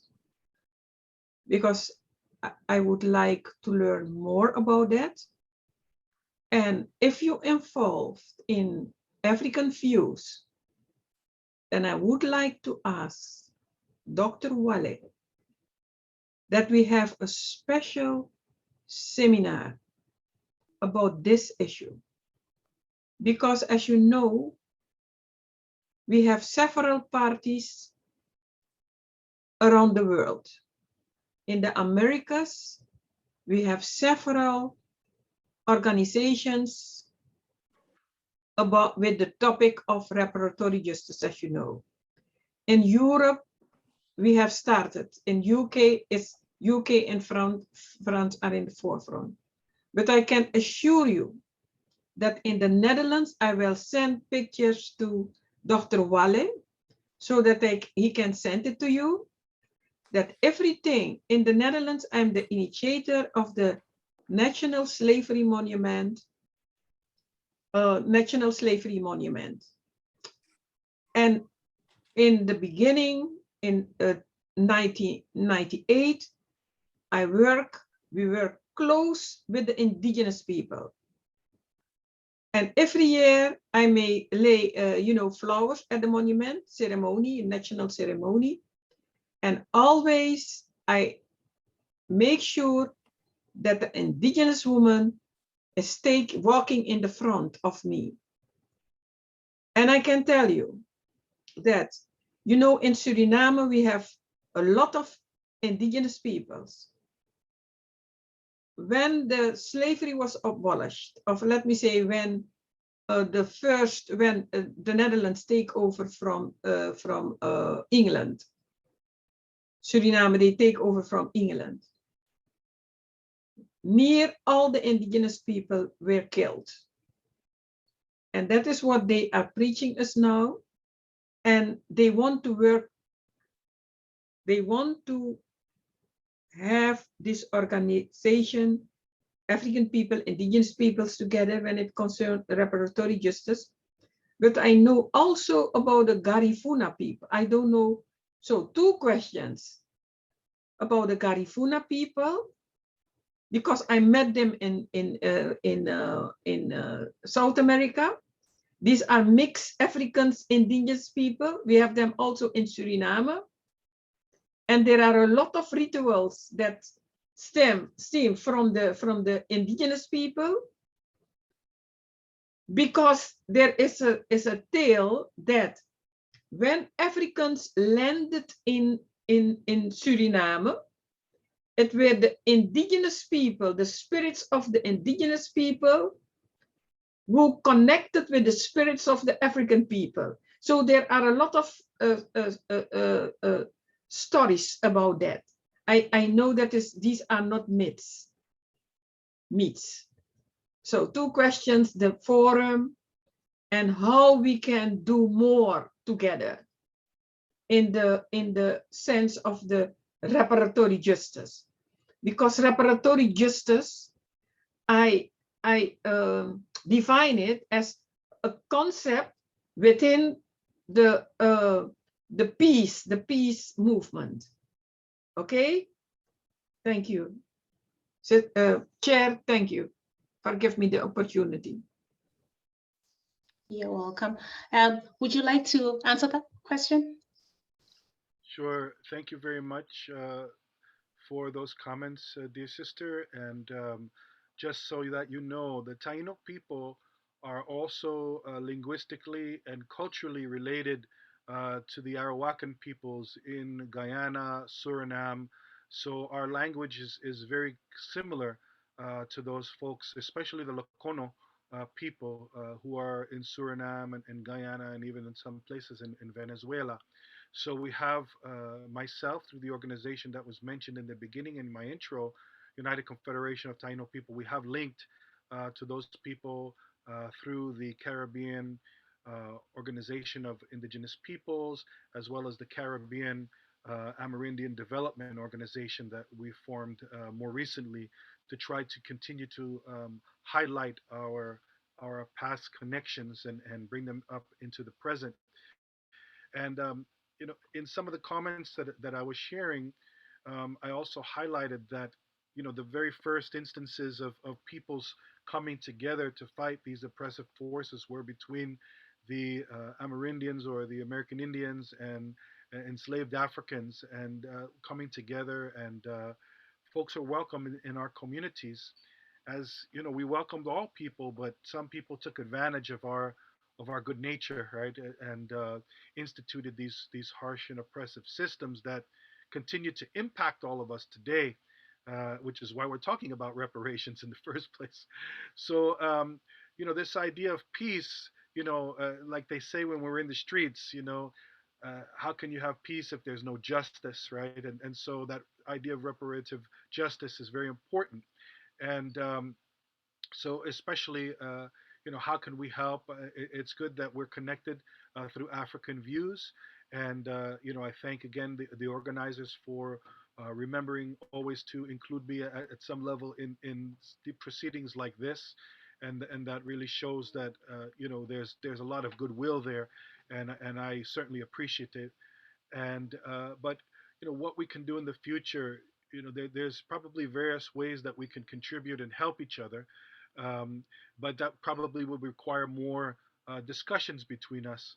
I could tell you right now that in the Caribbean islands, for example, while talk of reparations is going on, indigenous peoples, you mentioned Garifuna, but there's also Taino people in the Caribbean. There's also some Arawak people, like Lokono people who are in the islands as well. And our very good friends and relatives also who are known as the Kalinago, or what some people call the Carib people on the island of Dominica, not the Dominican Republic, but the island of Dominica and the Lesser Antilles. So we're all coming together, but it would be good to be, to have that support and to build up that solidarity between our movements. Because to give you just a quick example, in the CARICOM countries, while the talk of reparations is going on, indigenous peoples are not mentioned really at all. And also, there's been talk of in CARICOM to have an indigenous seat to at least bring these views up when they're having meetings. And that indigenous seat or indigenous chair has never been filled in the time of CARICOM. So maybe that's something that we could talk about as a way to move forward with that reparative justice. So with that, I'm going to end and also apologize that I can't stay with you for the entire uh, presentation because I do have some other commitments today. But I just wanted to be able to answer this and say that this is just the beginning, not the end of our conversations. Home once again. Thank you. Thank you so much for answering that question and also for everything that you just shared with us. And we appreciate your presence here. Thank you. Good to have you. Okay, so we are going to go ahead and move on with our program. And at this moment, I am going to be bringing in our keynote speaker. And our keynote speaker is Honorable Student Minister Yusuf Makando. I did go over his bio earlier, but just to summarize it real quick, he's with the student representative of that Honorable Minister Louis Farrakhan to Haiti, and also as the general coordinator of the Haiti-based Respect for Life Foundation and Conbit Rempli Bat Moon. So he's probably like very, very, very gifted when it comes to languages because he speaks 4 languages, which include Haitian Creole, French, and Spanish. So he's going to be presenting our keynote address and really shining a light on the men we're celebrating today as his birthday, and this is for Nelson Mandela. So thank you so much for joining us. Thank you so much. Thank you so much for this introduction. In the name of God, the beneficent, the merciful, I bear witness that regardless to language or label, there is but one God. He is known by many names. Some call him in the native tradition, Takashula, the Great Spirit, the Grandfather. Others in the Rastafarian tradition call him Jah, and the Muslim call him Allah. And in some African tradition, he's called Unkulu. And of course, the Christian call him Jehovah or God. Basically, he's known by many names, but I'll be remiss if I did not mention how the babies refer to him, Mama. That's how babies call God in their own language until they grow older to know all those other names.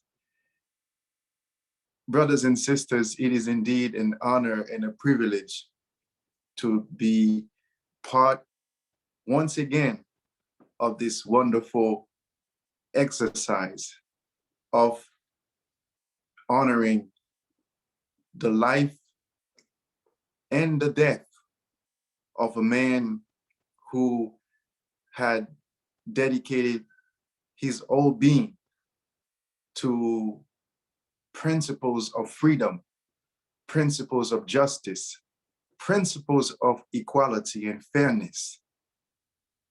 I am speaking of none other than our brother Mandela.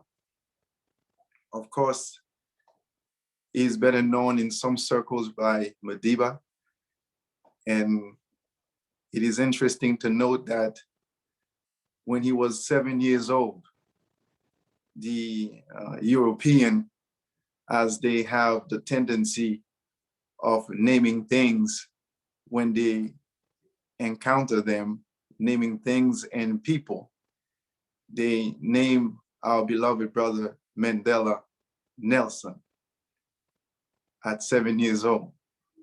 Certainly, Nelson was not the son of Nell. We know who his father was. But suffice it to say, that's part of his history. And we recognize that name in that context. But Mr. Mandela is an icon on many levels. Whenever I think of Mr. Mandela, I think of him as a diamond. When you look at a diamond, the diamond has many different reflection of colors. Depending on what angle you turn the diamond, it would elicit, or it would express, it would convey, it would reflect rather its beauty, but from different angles, from different frequencies, different colors. Intrinsic in that diamond is value that has been produced through years of pressure. And if you know how diamonds are formed, it did not look at its final product.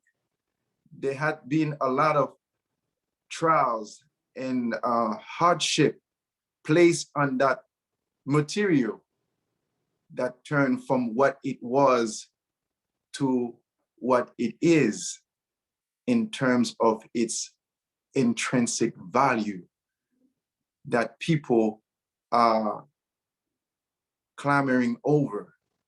And this is what we see today of our brother Nelson. He came from humble beginning. He was raised in a village by his father, who had many children and many wives, whom he respected tremendously. He had a profound love for his parents, and he was raised in an environment where he would attend to livestock, and he was really raised close to nature. He used to play with his friends and siblings, what he called the sticks. And he was taught by those in the village, as you know, that it takes a village to raise a child. He wasn't just raised by his mother and father. He was raised by the village, and those great ones, those chiefs, would explain to him the history of his people, how he is the descendant of greatness, and how his people fought with spears against these European invaders, colonizers, who would come with their guns and the bullets, and but yet those ancestors of his, those warriors, were not afraid to challenge those bullets, those guns, because even though the spear cannot be compared with the gun, but they had something greater than the gun, which was the zeal and the tenacity to fight for that which is right, that which is proper. And that was for freedom, justice, and equality. And so this type of stories were ingrained into the formation of the characteristics and personality of our beloved brother Mandela. Because while it is important to have good genes, but it's also important to have good, wholesome environment, because and environment has a tendency to shape genetics and the formation of the characteristic and personality of a child. And I would segue to encourage you who are listening, be watchful of what you say around your children. Be watchful of what your children are exposed to. While you may think that you are a wonderful father or wonderful mother with good genes, but if you are not careful about what your child or your children are being exposed to, then you might find out that your child, while with great good gene, is reflecting the environmental condition of the words and the sound that they have been exposed to outside of your control. And so be watchful of that. And that's what, to me, the lesson in Mandela's upbringing teaches us. Not only was that an important element to bring about, to sort of understand the man, but also his ways of being raised could be seen in his tenacity to stand for what he believed. He stood for what is right. And when he joined the African National Congress, the ANC, he was committed to making sure that the rights of his people were protected.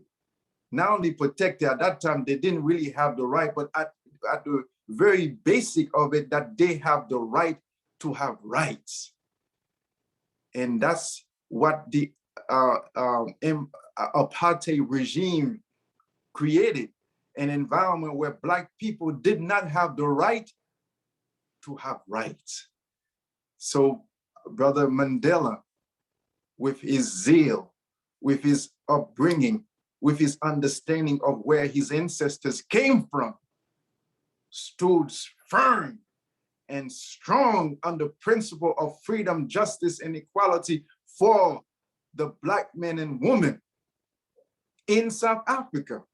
And at the core of his fight was South Africa for South Africans. He did not like the fact that colonizers who exerted themselves over the land as if they had more right on the land called South Africa, which had a different name before they called it South Africa, because as you know, the word Africa is not necessarily germane to the Black men and women who inhabited that land. But it is a fact that those Black men and women in South Africa were the original inhabitant of that land. And those colonizers who call themselves the Afrikaners came sometime later. And we have the history. And I don't necessarily want to get into it to show you how they even get there in the first place. But we'll save this for another day, for another time. But suffice it to say, God had produced a gem. He had produced a diamond among men, a diamond among women, a diamond among nations that would be so bright, so valuable, that whatever angle you look at him, you'll find some benefit from his essence. And so this man fought valiantly. He was sentenced to prison for 5 years in the first instance in the 1950s. And then later on, after he was released, you would think that he would kind of quiet down because he had tasted jail. But no, he intensified his zeal, his gumption, his desire to stand on those principles. And so at some point, he was asked, why, Mr. Mandela, did you make the statement about that you want to die on your post? He said that the greatest desire of any freedom fighters is to die on the principles upon which that they are fighting for and that they are standing for. And he said that did not make him necessarily a bravado or somebody who had so much courage, more courage than the next person, but it is the principle that when you become an activist, when you become a freedom fighter, in accepting that role, you also should accept the end of that role, which is the ultimate death for the principle, because it's not only enough to live for those principles, it is equally important to be willing to die for those principles. And so Mr. Mandela went through prison for 5 years. And then subsequently, he continued to fight on. And he created movement that caught the attention of the colonizers and started to undermine the apartheid regime. And apartheid means to keep apart, meaning that there are certain people who are not supposed to be mixed, they're not supposed to be integrated. So those colonizers, those white supremacists, I have to say white supremacists because there were some whites who did not necessarily buy into that ideology and philosophy. Those small in numbers, they did exist, but as the saying goes, but they were so small and so insignificant and so complacent that it was as though they didn't exist. So Mandela, Diamond Mandela, if I can call him like that, he started to intensify. The movement had already started, but he intensified that movement against apartheid so much so that he was eventually charged, along with those with him, with the conspiracy to topple the government in South Africa. And so he was tried in that Ravenna trial. And in 1962, he was sentenced, not to a day or two or 10 years or 20 years. He was sentenced to life in prison. And Nelson Mandela, or should I say Diamond Mandela, made a very important and profound statement on the day of his sentence. He said, I have dedicated my life to the struggle of the African people. I have fought against white domination, and I have fought against Black domination.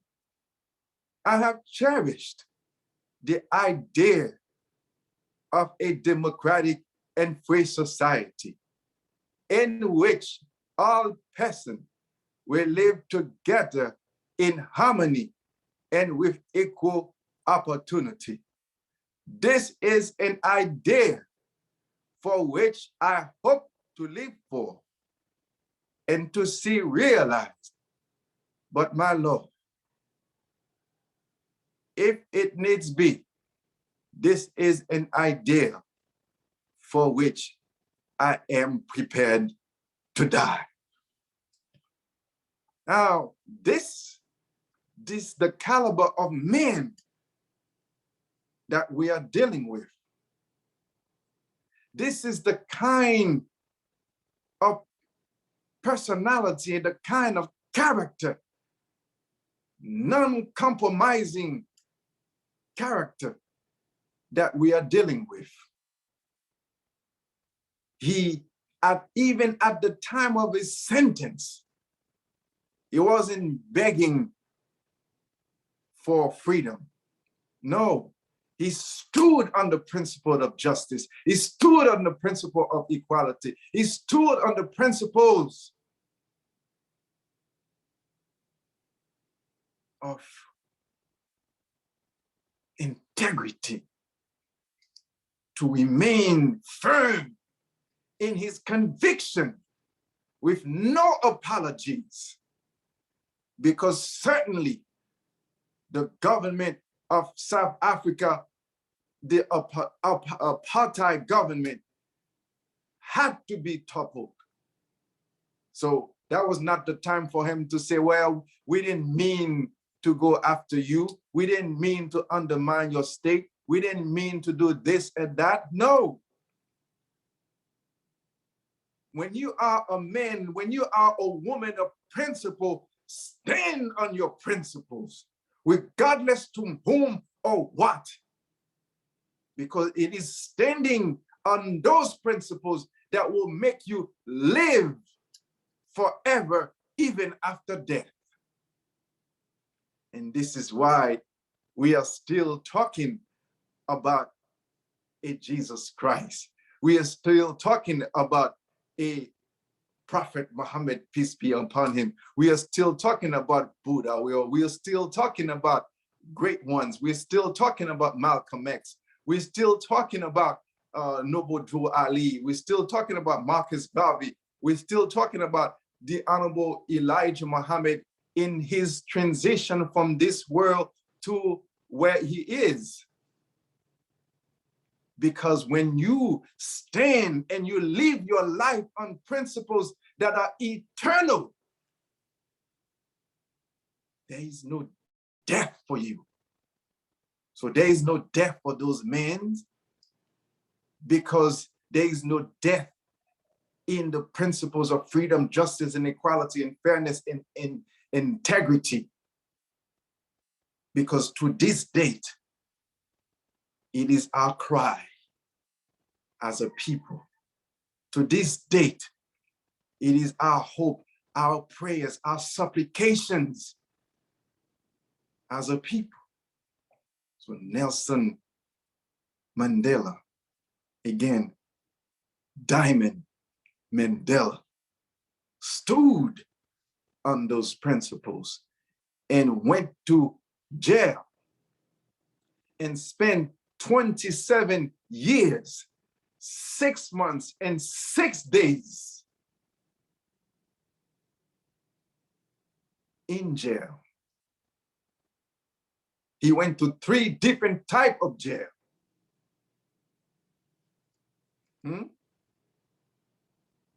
And then while he was still in jail, he was still in motion. He was still thinking. He was still writing. He was still guiding.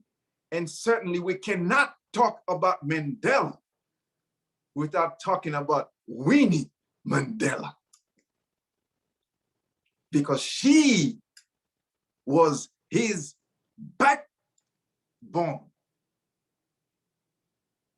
to a great extent.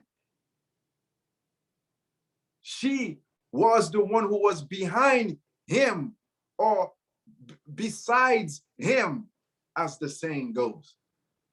And sometimes in front of him when he was in jail, he was out there continuing the fight, keeping that movement alive. Yes, we can't talk about Nelson Mandela without talking about Winnie Mandela.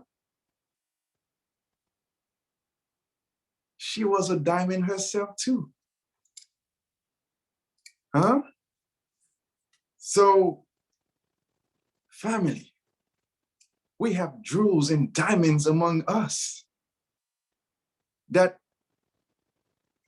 have come this way on this planet in our dispensation of time so that we can draw strength from their lives and from their death. So I know the world is upset now. I know South Africa is upset and different parts of in Africa are upset. I know the Caribbean, there's unrest in different parts, particularly in Haiti. I know the Haitian people are going through so much now after the old age enemy, has orchestrated circumstances leading to the death of a sitting president. I know we are lamenting over the condition of the Haitian people, who are a people who have been displaced from Africa. These are descendants of the Africans. These are the children of Africa who have made history by defeating those so-called superpowers, the British, the French, the Spaniards,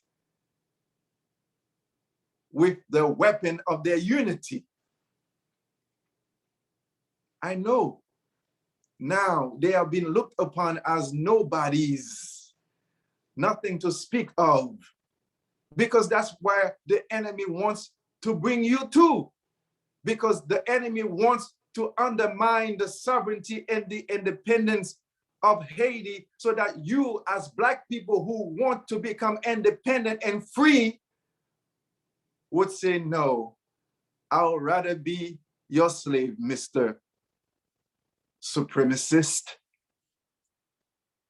Hell no, this is not gonna happen as long as there are people like you who are part of this great event, as long as there are people like the Honorable Minister Louis Farrakhan, as long as there are people like Dr. Wade and others, Sister Barrera, Breckman and others, we will not let the spirit of Makando, the spirit of Bookman, the spirit of Dessalines, the spirit of Toussaint Louverture, the spirit of Shama Parat, the spirit of Nelson Diamond Mandela, the spirit of Winnie Mandela. We're not gonna let the spirit die off, because those spirits are the strength, the fountain from which we can draw great inspiration. That fountain that I see behind Brother Wade here in his background. That's we need to go, and whenever we feel down, we feel, you know, the weight of racism is causing us to doubt ourselves and looking at our beautiful melanated skin color and start looking down on it because they are looking down on it. No, look up to it. Because as the Honorable Minister Louis Farrakhan teaches us that Black is not a color. Black is the essence from which all color come. Black is universal.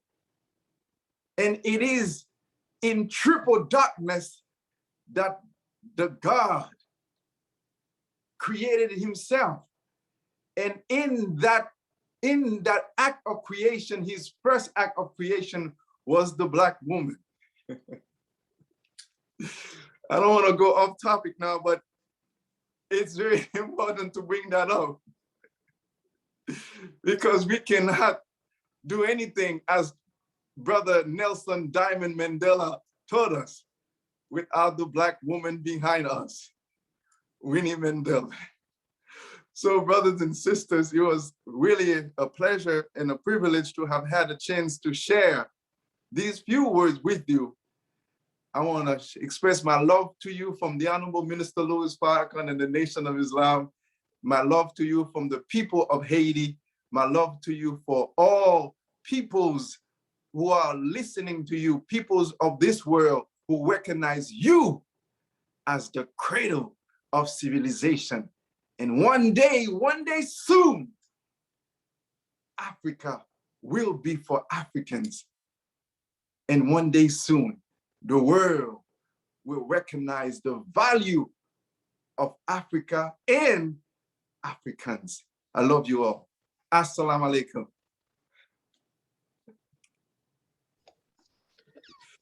Thank you so much. That was very enlightening, very insightful. Thank you for just bringing back that spirit of Winnie Mandela, because you are right. There would not be a Nelson Mandela if Winnie was not there.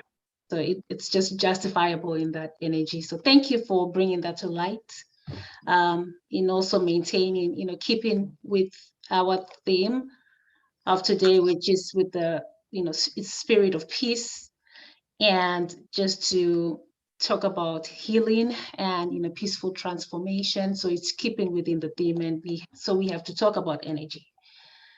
Okay, thank you so much. Do we have any questions? Any comments, any questions? Brief comments from anyone?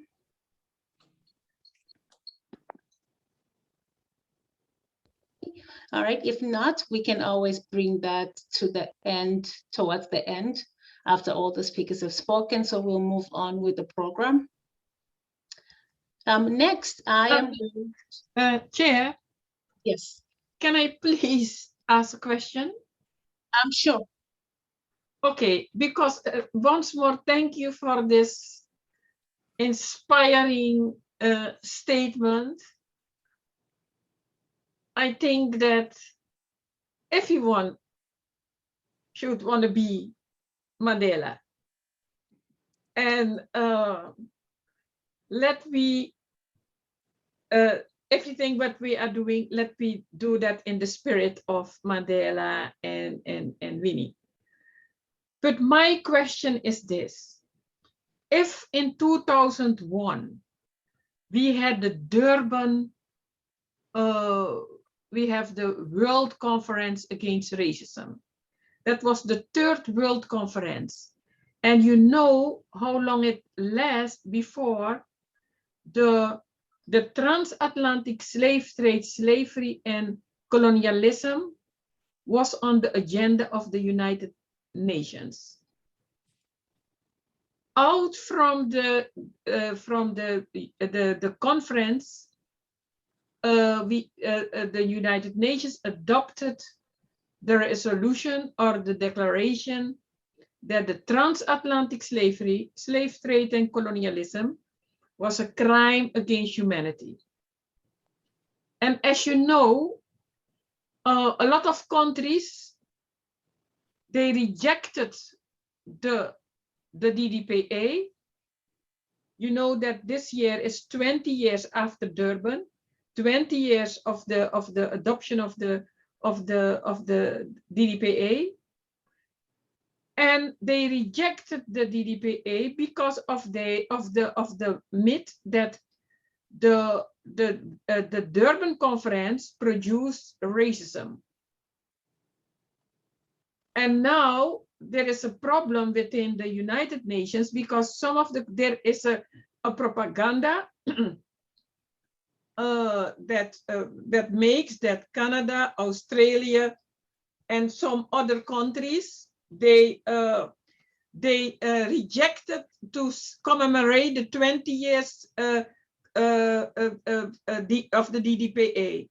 My question is, if this conference was in South Africa, how comes that South Africa is not coming up for this horrible 20 years untruth that the conference was a racist conference? So I'm sorry, I have to leave because I have a radio interview, but I will come back. Thank you. I hope you understand. Thank you. Yes, ma'am, I do understand. Thank you so much for this question. And I would support the question by making a parallel between what you just stated as far as that conference is concerned with the critical race theory that is going on in the United States. As you know, the critical race theory is a body of legal scholarship and academic movement of civil rights scholars and activists in the United States that seeks to critically examine US law as it intersects with issues of race in the United States, and to challenge the mainstream American liberal approaches to racial justice.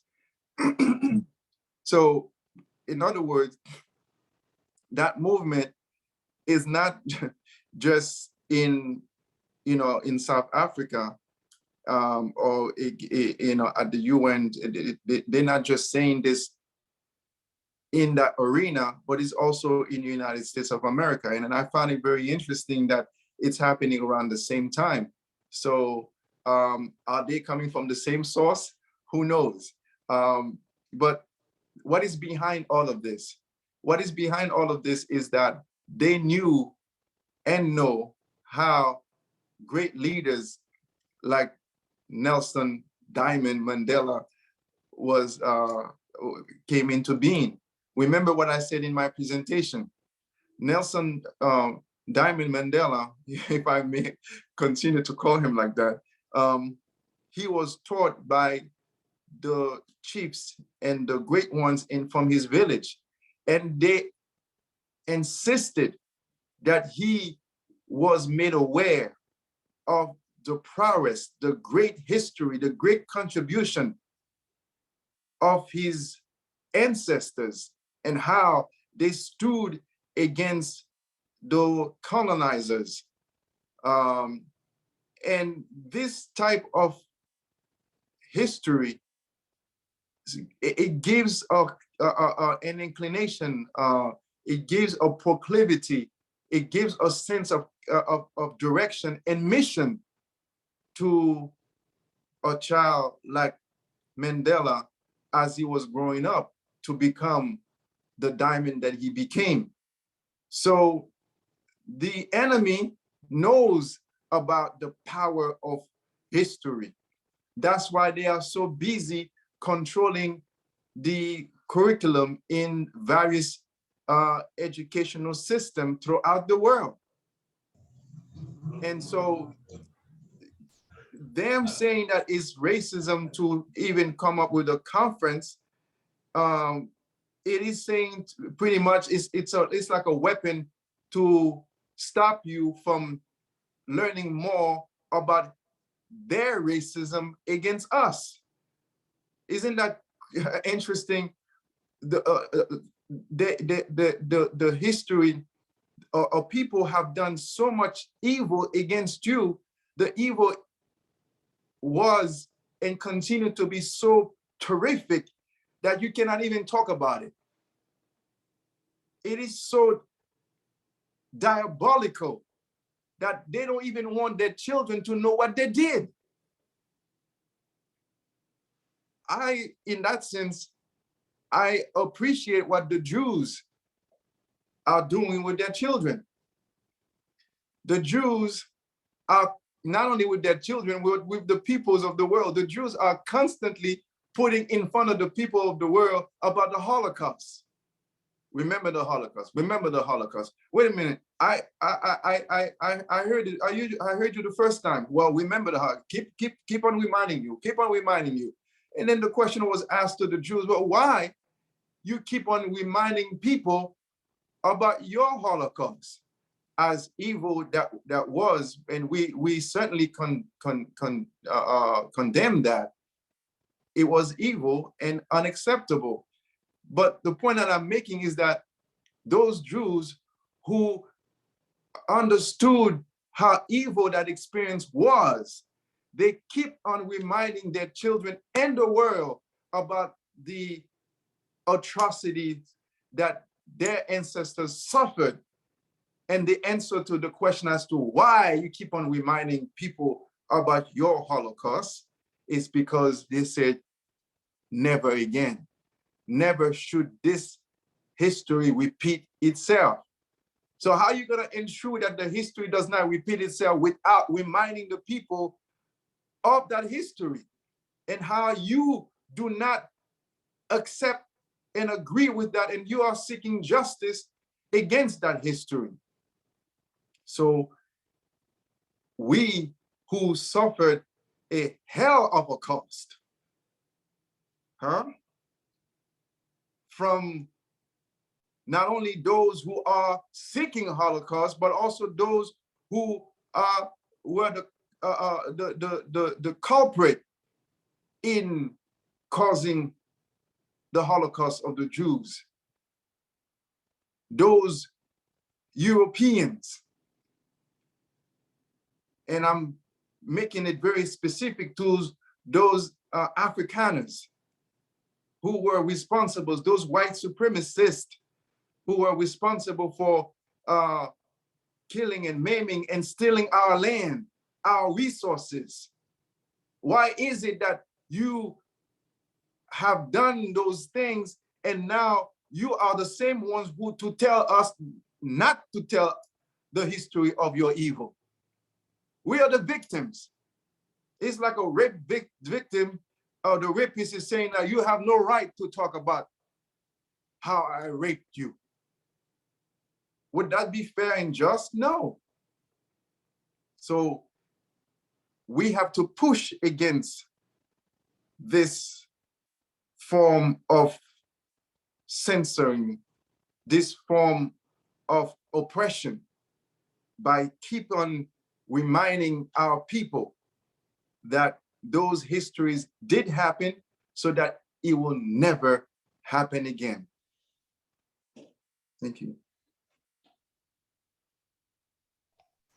Thank you so much for answering that question. And again, thank you for shedding so much light into some of the darkness that's being caused out there. So thank you for sharing that information. All right, so we're going to move on with our program. And next, I am going to introduce Yoruba-born Honorable Alderman Erulu Lola Ajun Ayonrinde, traditionally known as Erulu Taiwanashi. Hence, she has a track record of being a message bearer and a source of light in a universe of darkness. A past mayor, conservative, elected UK politician, privileged honorary alderman of Wandsworth in England, UK, an ambassador of peace, magistrate, and cross-cultural relationship stress consultant, CCRCSC. She is a highly sought-after trainer on diversity management, internationally recognized as practicing politician of conviction, with an established ongoing support and encouragement for non-governmental organizations. And please help me welcome Honorable Erulu Tunwase. Are you on the line as well? Ọ̀rẹ́ mi ọjọ́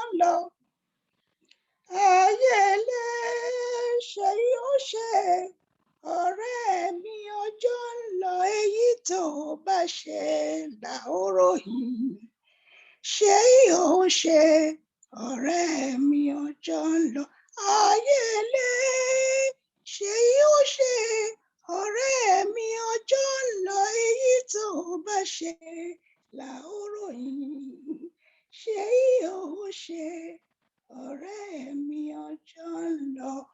It simply says, do whatever you are here to do on earth, for your time in this world is limited. The only thing you shall leave behind for people to talk about is whatever you have the privilege of doing. And so, good evening, ladies and gentlemen, those in the Zoom area and watching wherever they may be. It's a very special night. Posthumous congratulations are in order, for it's the lady of the night. And likewise, posthumous happy birthday to Mandibu Mandela. You will notice I said Mandibu and not Nelson. For His Imperial Majesty the Oni of Ife, the progenitor of we the Ife Oye people, otherwise known as Yoruba, once told the world that we shall rewrite our story, including remove all these names that do not belong to us. To all you ancestors in the world of this unseen, a very warm welcome. Ori mi sumiyu, ori mi sumire, ibitire bawa, iwo ori mi gbe mi debe. It simply says, that's Yoruba dialect, by the way, or language, as some people call it. It says, my head follows me to places. My head follows me to places. Wherever goodness is, my head follows me. Ori, destiny is very important to us Yoruba people. For before we arrive on this earth, our destiny, we believe, is set. And so today I want to focus on women. Who says women have been pushed aside? To where? Who says so? But please let me raise a point of order. You know, it is the rights of an African man.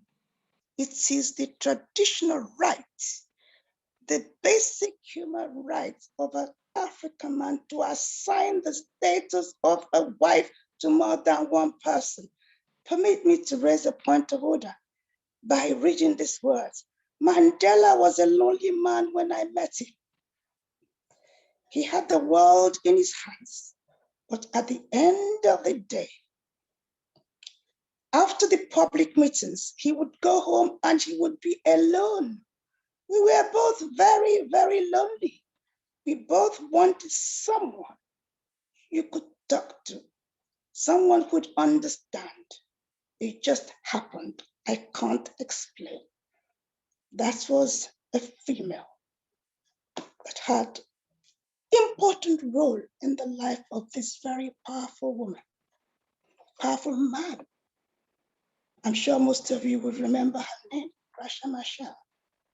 And I want to pay tribute to Winnie Mandela, for at the burial site, she referred to Rasha as a sister. That is the way of our ancestors. I mentioned Ori, I mentioned destiny. You see, once upon a time, according to the story of we, the Yoruba people of Oduduwa, by the way, the progenitor of our race. In fact, to show the leadership position of female, Oriolokun, the symbol of this progenitor, is that of a female. Olokun was a female. Olokun was a female. In the Yoruba history, our own ancient history, we recall the position of Olokun. Majority of our females in those days, they did not focus on having hundreds of children. In fact, majority of them either had none or just one. Olokun had no child, but was, I think today we'll say, the sweetheart of Oduduwa. And when you see the symbol of Oduduwa, you will see Oriolok, the head of the wife. And let me go straight into, well, the Christians will talk about the Bible, the Muslims will talk about the Quran. Let me go to Odufa of Orunmila. Orunmila was the prophet. Again, highlighting the importance of the female as far as our history is concerned, which most people, I dare say, haven't got that far back. The story said when Olodumare, Almighty God, had all that was needed, he sent a man called Orunmila to go to the world and just fine-tune things, and gave him clear instruction. Just don't lose that. Gave Orunmila the instructions to go and fine-tune things in the world. When Orunmila arrived, Orunmila met only women. So who says women were never leaders? Only women. And as Orunmila, this powerful man, arrived, the women said, Orunmila, how are you? Where are you here? What can we do to help you? Orunmila ignored these women. Who arrived first? Women. And when Orunmila did not accept the guidance, the support of these females, he did not achieve his objectives, and he returned back to Olodumare. When he got to Olodumare, he said, my Lord, how come you gave me instructions, I followed as I should, but I didn't succeed? And Olodumare said, by the way, when you arrived there, who did you see? Did you see anything? Said so many things, but said, are you sure? He said, I saw some women just sitting there. Oops. Olodumare, Almighty God said, have you ever imagined that I send those women ahead of you? Women have always been ahead of you. For at the end of the day, in Yoruba world, we believe it's a female that gave birth to the king, to Mandela. Any powerful man, we the females are the only overwhelmingly convincing evidence of the creation of that man. We've always been at the head. We've always been leaders. Let me then ponder and go forward to a number of people I want to mention, females. You know, many of you will hear the word Oni of Ife, the name, the title, Oni of Ife. Oni of Ife, Aroli Odua, the spiritual head, the one who connects with all our ancestors and sits on the throne. Any Oni who comes onto that throne immediately takes his first wife as the spirit of a beloved wife of our progenitor. Why? To guide him. And he doesn't hide it. He'll tell you that that's my spiritual wife. The one I have at the moment is my physical wife. And you will see him when he wants to go to anywhere. He will go and see that wife first and talk to her. So as far as we women are concerned, or females, are we leaders or aren't we? You know, thank you, Dr. Wale Idris. You said what we need to do is to understand that Ori identified clear roles for us. If only we would stick to our roles, trust me, there would be nothing that we are experiencing in today's world. Therefore, let me go straight on to Lori Oke Omupetele. Ibẹ̀ la gbé bí mi sí o, ibẹ̀ la gbé tọ́ mi dàgbà o, ilẹ̀ òmìnira. Máyọ̀, máyọ̀, máyọ̀, lórí Olúmọ, mayo, mayo, mayo, Lori Olumo. I'm just singing that song to celebrate a mother of a nation, the only woman who was at the forefront of enabling the independence of Nigeria. I would say from our colonial friends, enmity gets you nowhere. Mrs. Oluwafunmilayo Ransom Kuti, you know, when most women would, in fact, I refuse to say she was so unusual because this lady started a union, a women's union. He led protests. He campaigned at the forefront of negotiations. Guess what? She also was given a Peace Prize and became Order of the Niger. I'm talking about Niger. Oya, the wife of Shango. Shango, that everybody refers to as the god of thunder. Oya was the power of that man. And Oya was not to the back. No.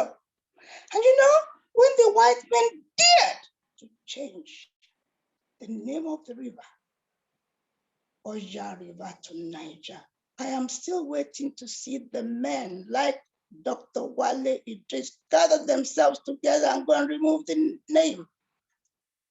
River Niger is old, should be what it was. And guess what? Guess who decided to change the name of River Niger from Oya? One woman, for Mrs. Lugard Florence, somebody whose name I don't want to remember. No? So I want to enable you all to understand that we females, I don't know about others. No, those of us who somebody will call Black female or African female or Yoruba female.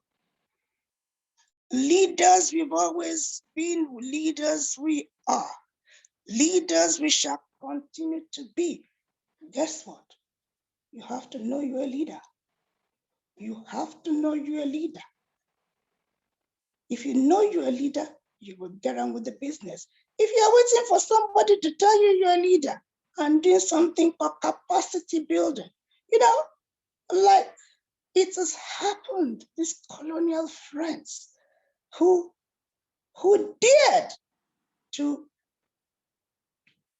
facilitate promiscuity in the life of our men by daring to say one man, one wife. Who says so? Which one man, one wife? Which one man, one wife? You know, the role of a wife, as far as we are concerned, is not bedroom agenda. No, that's not the important thing as far as we Yoruba women of ancient days are, but the ones that have been confused now, the emotional attachment is destroying them and will destroy our men. What we women are supposed to be doing is beyond keep somebody warm in bed. Permit me to go on further and to say, I want to read something to you. Any acceptance of humiliation, indignity, or insult is acceptance of inferiority. Who said that? The lady Winnie Mandela. Winnie Mandela. You know, we continue to accept this Abrahamic belief system that contradicts the role of we women. How can we be leaders? Once the SIM card in your brain has been changed, you cannot function away from the spirit and the female energy that Oya had, Oshun had. Yeye Molu is the spirit female that directs the life of the Aroli Odua of our nation. Yani Wura Babani Digi. Woman is the precious item. Obrilon Bioba, Koto Doba. Let me venture into the world of spirituality. If you visit Brazil, where my ancestors had significant influence, in particular Bahia, the female leaders there are Olorisha women. Olorisha women, if that's not evidence of us always being in leadership, I don't know what it is. Please go to Trinidad and Tobago, the Olorisha women. The Olorisha women are leaders. They are leaders. So please, may I, in memory of all those females who've always been in leadership position,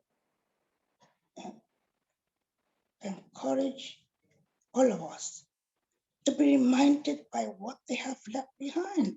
Mrs. Fumilayo Ransom Kuti talking about good genes. Oh, that woman, although gave one double cracker of a son, Fela Ransom Kuti, none of the children that came from inside her, you will call anyone what a leader. And by the way, somebody talked about the Jews. Permit me to remind you, unless you are born by a Jewish female, you are not a Jewish. Who says women are not leaders? Who says so? No, I think we've allowed indoctrination. I think there was a gentleman talking about what they put in the heads when they take us into some school, into some university. I'm always appalled when a professor tells me that Orisha is a god. Orisha. Ori, head. Sha, select. Da, create. And a professor will be telling me Orisha means God. I will repeat, O-R-I-S-A, Yoruba word. We, the females, are in charge of letting those who have been miseducated by the leadership of the colonial friends. We want to bring them back. We need to bring them back with the female energy of people like Fumilayo Ransom Kuti, people like Yeye Molu, people like Oya. Let me assure you that even Obatala, you see women wearing white. They say they are Oshun priests. No, Oshun never wore white. Never. The man who owned the white cloth is known as Obatala Obatiala. His wife was Yemoda, also a powerful female. So, and that power continues. The power of the female continues. Mandela had such nurturing, such energized female energy from Winnie Mandela that we cannot but continue to thank and praise her. And towards the end, she still needed the energy of the female. On that note, I want to remind us all that being a female has never been a weakness. Being a female will never be a weakness. But if you are a female and you choose to be a weakling, don't blame anyone, please. Do not blame anyone. If you have Samsung mobile phone, you know what Samsung mobile phone has the capacity to deliver. If you have iPhone, you know that. Please get to know yourself as a female. Reconnect with the spirits of all those females that have been freedom fighters before you were born. On that note, I want to end by saying peace is what we need. Peace is what we want. The key to the door of peace lies in you knowing exactly what Ori destiny determines sacredness of, for and on behalf of the future of many females to come in the future. Permit me to say thank you for the time, thank you for the opportunity, and may the spirits of all that one can call feminine nurture you, enable you, feed you, and get you on track for motherhood comes first before anything else. Good night. And once again, congratulations on your 6th anniversary. I am Erin Iwashe. Good night.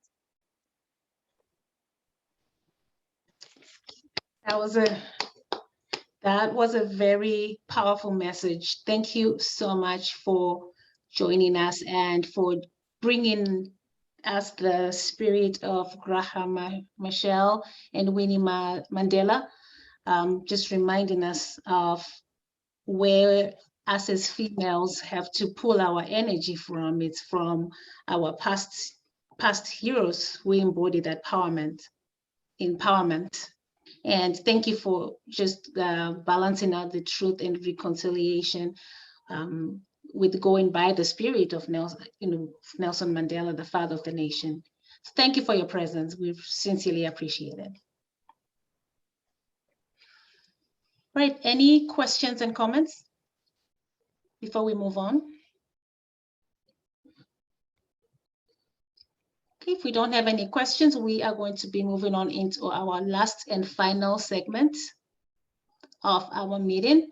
And for our last segment, this is going to be a discussion on the Mandela and Gandhi Truth and Reconciliation.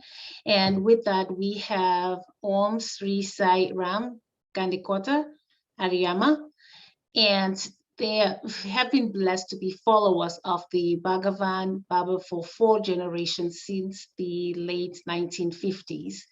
And Ariyama is the eldest of the 5 Gandhi Kota brothers.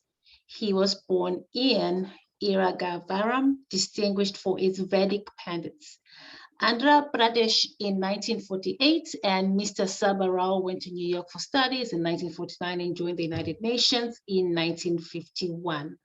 So I'd like to welcome you, Ariyama, to discuss more about that combination of great leaders like Gandhi and also with Nelson Mandela on just talking about peace and attaining it.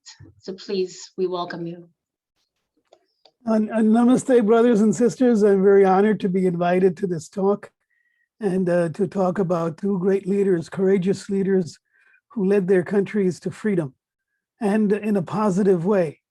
So essentially, I'm an advisor for the Satsai Baba Multi-Faith Sarvadharma Service. Sarvadharma means all faiths, service center.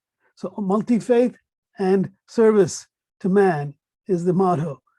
And we do soup kitchen activities locally, yoga classes, spiritual events of various types, disaster relief activities, multi-faith activities. And we're based in New Jersey, but we operate worldwide, basically, for any disaster relief worldwide. So thank you all very much for permitting me to say a few words. I'll just begin with a quick prayer. It's a Hindu prayer, but of course it's also a universal prayer. The universal prayer for peace and enlightenment. And it's called the Gayatri Mantra, the very essential prayer in Hindus, for Hindus. Om Bhurbhuvasvaha Tat Savitur Varenyam Bhargo Devasya Dhimahi Dhiyo Yonah Prachodayat. And the meaning is, we meditate on the effulgence of our Supreme Lord, who is our creator, inspirer, and source, constant source of eternal joy. May this light inspire and illuminate our intellect and dispel the darkness in all ways. So this has been chanted for thousands of years by millions of people, and we consider that a very powerful prayer. So we lived in New York because my father worked in the UN, and then when I graduated as an electrical engineer, I stayed in the immediate area. We moved to New Jersey, though. We lived in New York through the 50s, the 60s, the 70s, a time of many changes through all the ups and downs of the liberation movements. My father was very active in the UN, advising and supporting newly independent nations at the UN, working with their diplomats. And we had occasion to see Nelson Mandela when he visited the UN. So the topic here is Nelson Mandela and Gandhi. The two were very, very close, even though they may not have met as such, but they were soul brothers.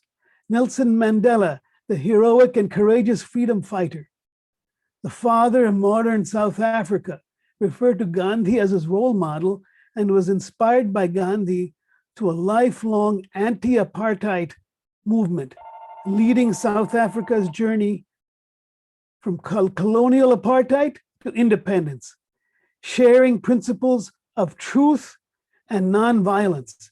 These are the two fundamental principles: truth, honesty, and decency, and nonviolence, all achieved through nonviolence means. Gandhi spent 21 years in South Africa formulating his principles of satyagraha, which is a policy of passive political resistance against an entrenched, ruthless government, ruthless and murderous. After 27 years in prison, Nelson Mandela was freed in 1990 and negotiated with the state of South Africa, the president, the clerk, the end of apartheid in South Africa. This is a miraculous event because these people were ruthless for years. They didn't think they would ever leave, and they were committed to their apartheid and were not relenting. But satyagraha, the principle of truth and nonviolence, won, and Nelson Mandela was the key. So they owe him a great honor and privilege in South Africa and across the world. So that event brought peace and democracy to a radically divided country, and it also led the fight for human rights as an example around the world. Both Mandela and Gandhi studied law. Both were astute political tacticians, and both struggled against institutionalized government injustice in South Africa. One would never think that this would occur. But both Mandela and Gandhi are remembered for their strong belief in truth and fairness, and for their efforts to achieve unity and harmony amongst conflicting factions. As a leader, Nelson Mandela, the president, demonstrated remarkable qualities of leadership, including advocacy for peace, a powerful presence that disarmed enemies with his smile, a high level of forgiveness, positive thinking after all his years in jail, ability to see the big picture, focus on good goals and missions beyond himself, a remarkable advocate of reconciliation. We need people like that who can see the big picture, who can work in everybody together, even though they are diametrically opposed. Mandela received the Nobel Prize in 1993 for peacefully destroying the apartheid regime and laying the foundation for democracy in South Africa. Both the leaders led movements in South Africa. Gandhi was there for 21 years. Both advocated nonviolent means of protest. Mahatma Gandhi advocated satyagraha. Mandela adopted his principles in teaching and informing the Afghan National Party, and also his lifelong struggle against apartheid. Mandela was determined in favor of equality between white and black. We are all human beings after all. Both were linked by a passion to end oppression, bring about change, and they both took up the cause of their respective colonized countries and their subjugated people, inspiring them to resist oppression and gain freedom. Mandela was driven by a firm belief in the equality of all people and his determination to overthrow the system of apartheid in South Africa.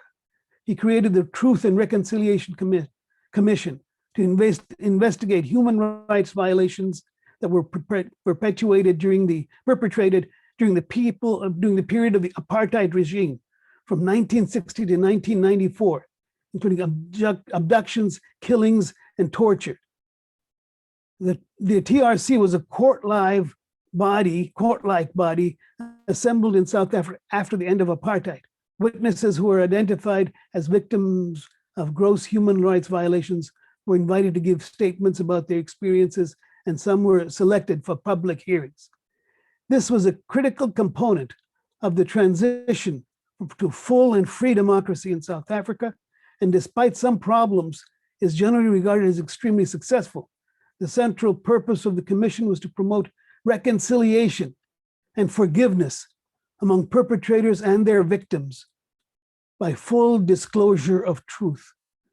The apartheid government was found by the TRC to be the main perpetrator of gross human rights violations. After stepping down as president, Mandela played a leading role in facilitating political progress and reconciliation in other conflict-ridden countries. He also founded the Nelson Mandela Foundation to help South Africans with AIDS, a problem he felt he had to be addressed. So confession, apology, and reconciliation are at the heart of this. This is in all faiths and religions. You have to confess, you have to apologize, and you have to reconcile. Otherwise, it is only war. No, not peace. We all want peace, and everybody deserves peace. So in India, we talk about dharma and duty. So these two people upheld dharma. Dharma is righteousness.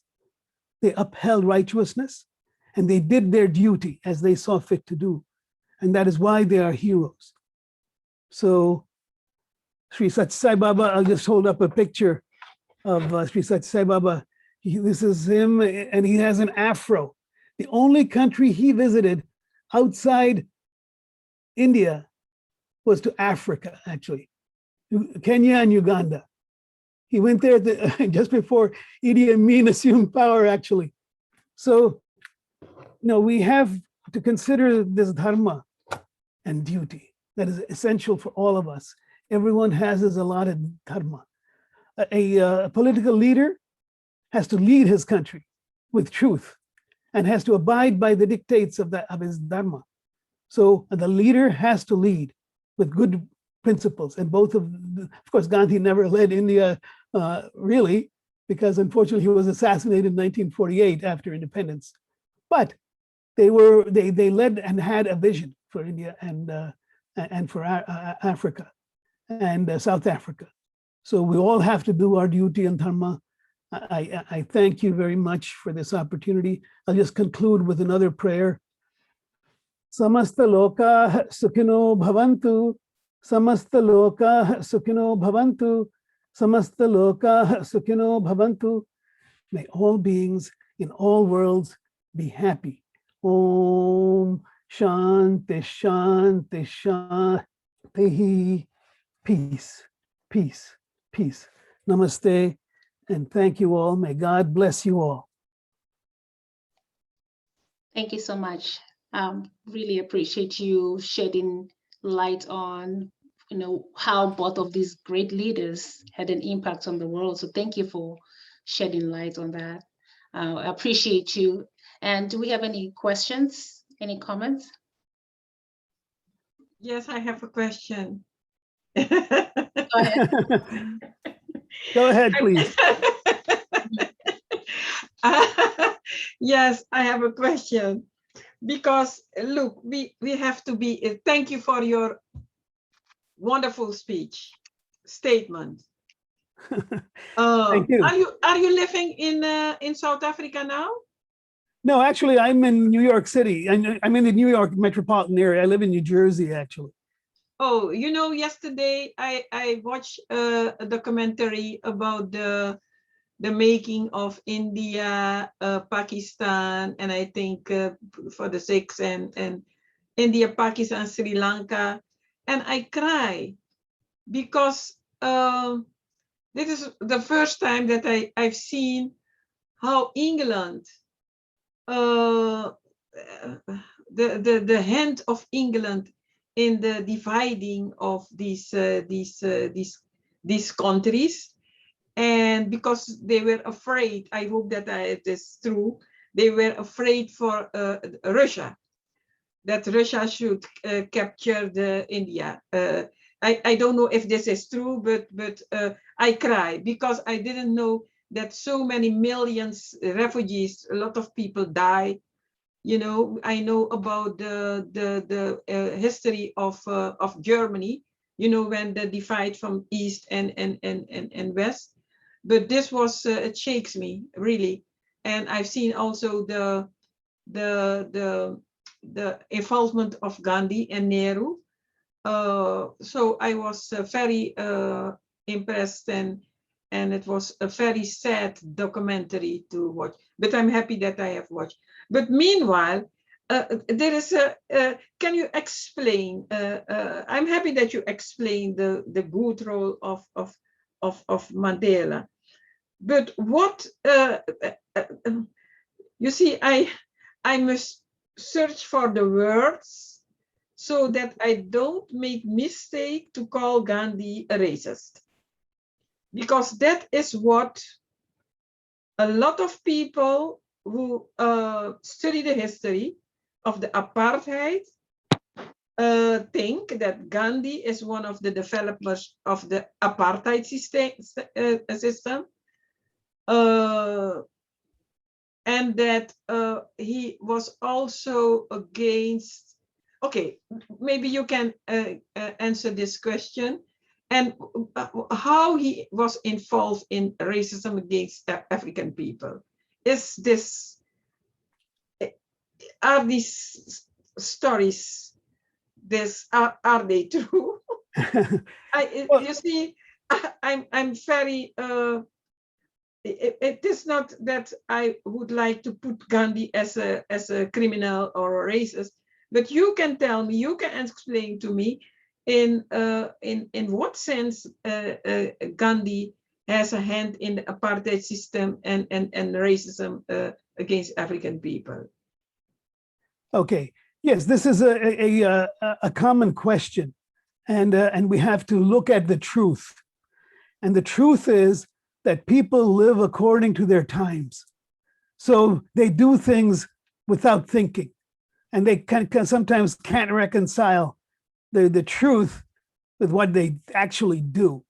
So Sri Sathya Sai Baba says, your thought, your word, and your deed must all be the same. So if you're talking about nonviolence and you're talking about freedom movements, you cannot, and you have to talk about equality. And in his soul, perhaps, he knew equality, because that's the message of the Bhagavad Gita, the sacred book of the Hindus. And he read that as his premier. The problem is that when you are facing an issue, you have to tackle it with truth and these three things. You have thought, word, and deed must all synchronize. Then you're being 100% honest and truthful. If you don't do that, you have a problem. And Gandhi had a problem in that sense. He was a victim of his times. The British was divide, conquer, and rule. When they left India, they left it with bitterness. Their parting shot was the division of India ruthlessly. Okay, so that millions died, millions had to move. The Hindus had to move out because they declared Pakistan a Muslim country, and you would then be second-class citizen. So there are a lot of injustices that happened. because the British did this in Ireland. We have divided Ireland.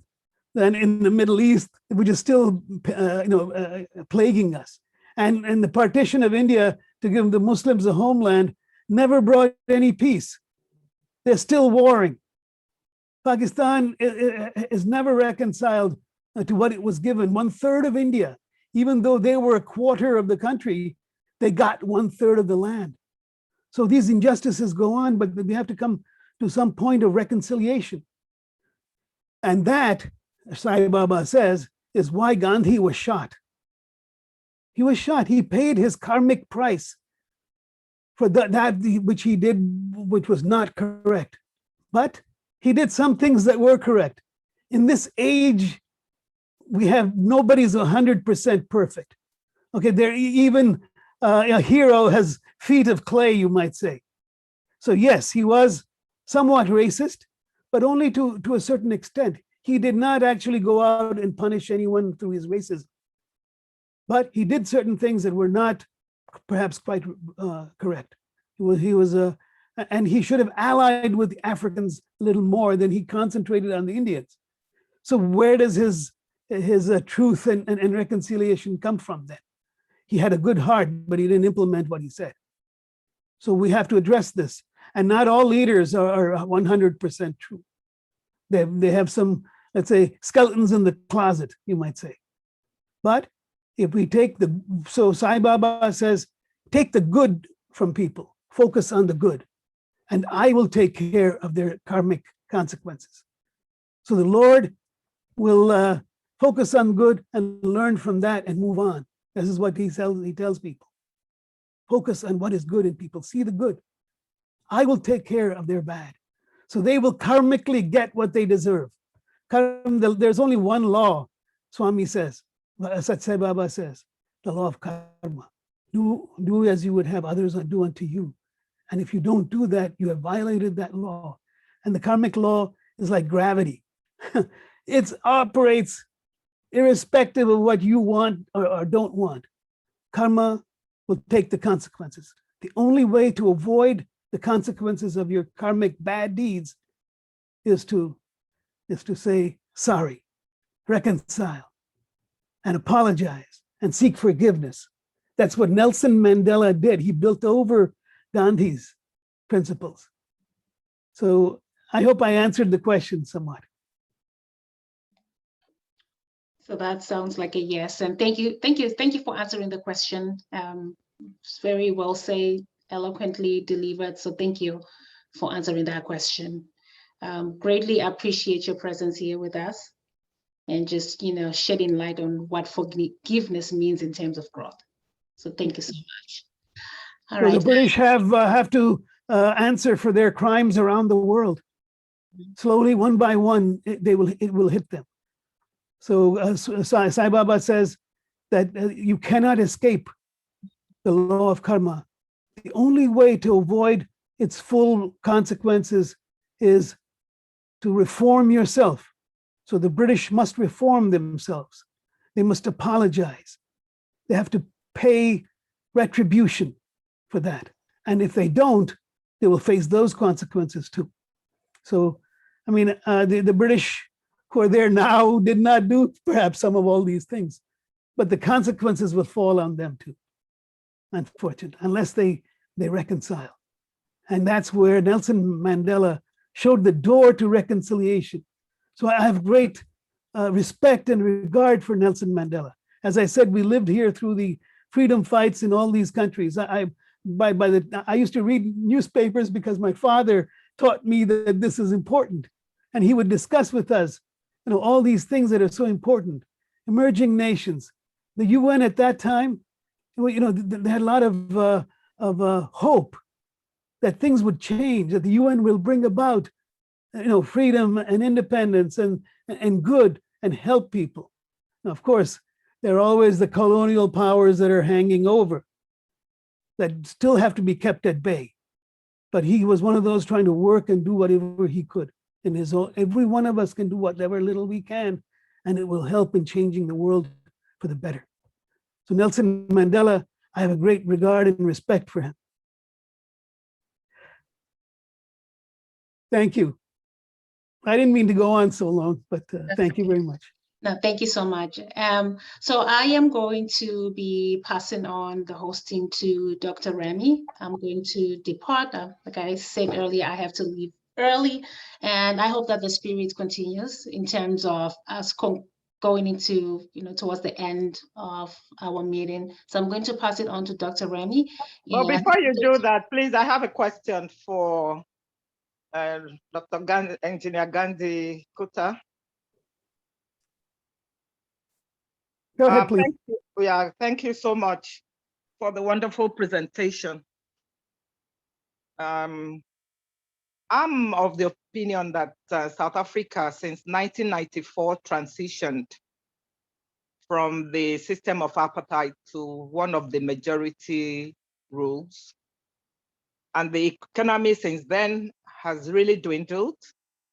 We've had corruption, xenophobia, and a lot of violence, occurring in time after the apartheid, and especially after the end of the apartheid in the Republic of South Africa, while the whole world is still waiting, for new things to happen. I'm asking that if perchance Nelson Mandela comes back alive, to really see what is happening in South Africa today. I mean, a president in South Africa has been jailed from his own party, ANC, for corruption, and a lot of more horrible things that I would think are even worse than apartheid, are happening in South Africa. What do you think Nelson Mandela will do differently to shape things up? Thank you. Okay, I can make some analogy with what happened in India. In India, what happened was when the British transitioned out through this violent phase of partition between Muslim Pakistan, it was supposed to have been a Hindu India. The only country where Hindus have is India. So if they're hit with a problem anywhere, they should have a country to go to, just like the Israelis want their Israel, the Hindus should have Hindu India. Unfortunately, because the colonial administration was never changed, there was never a revolution in India as such.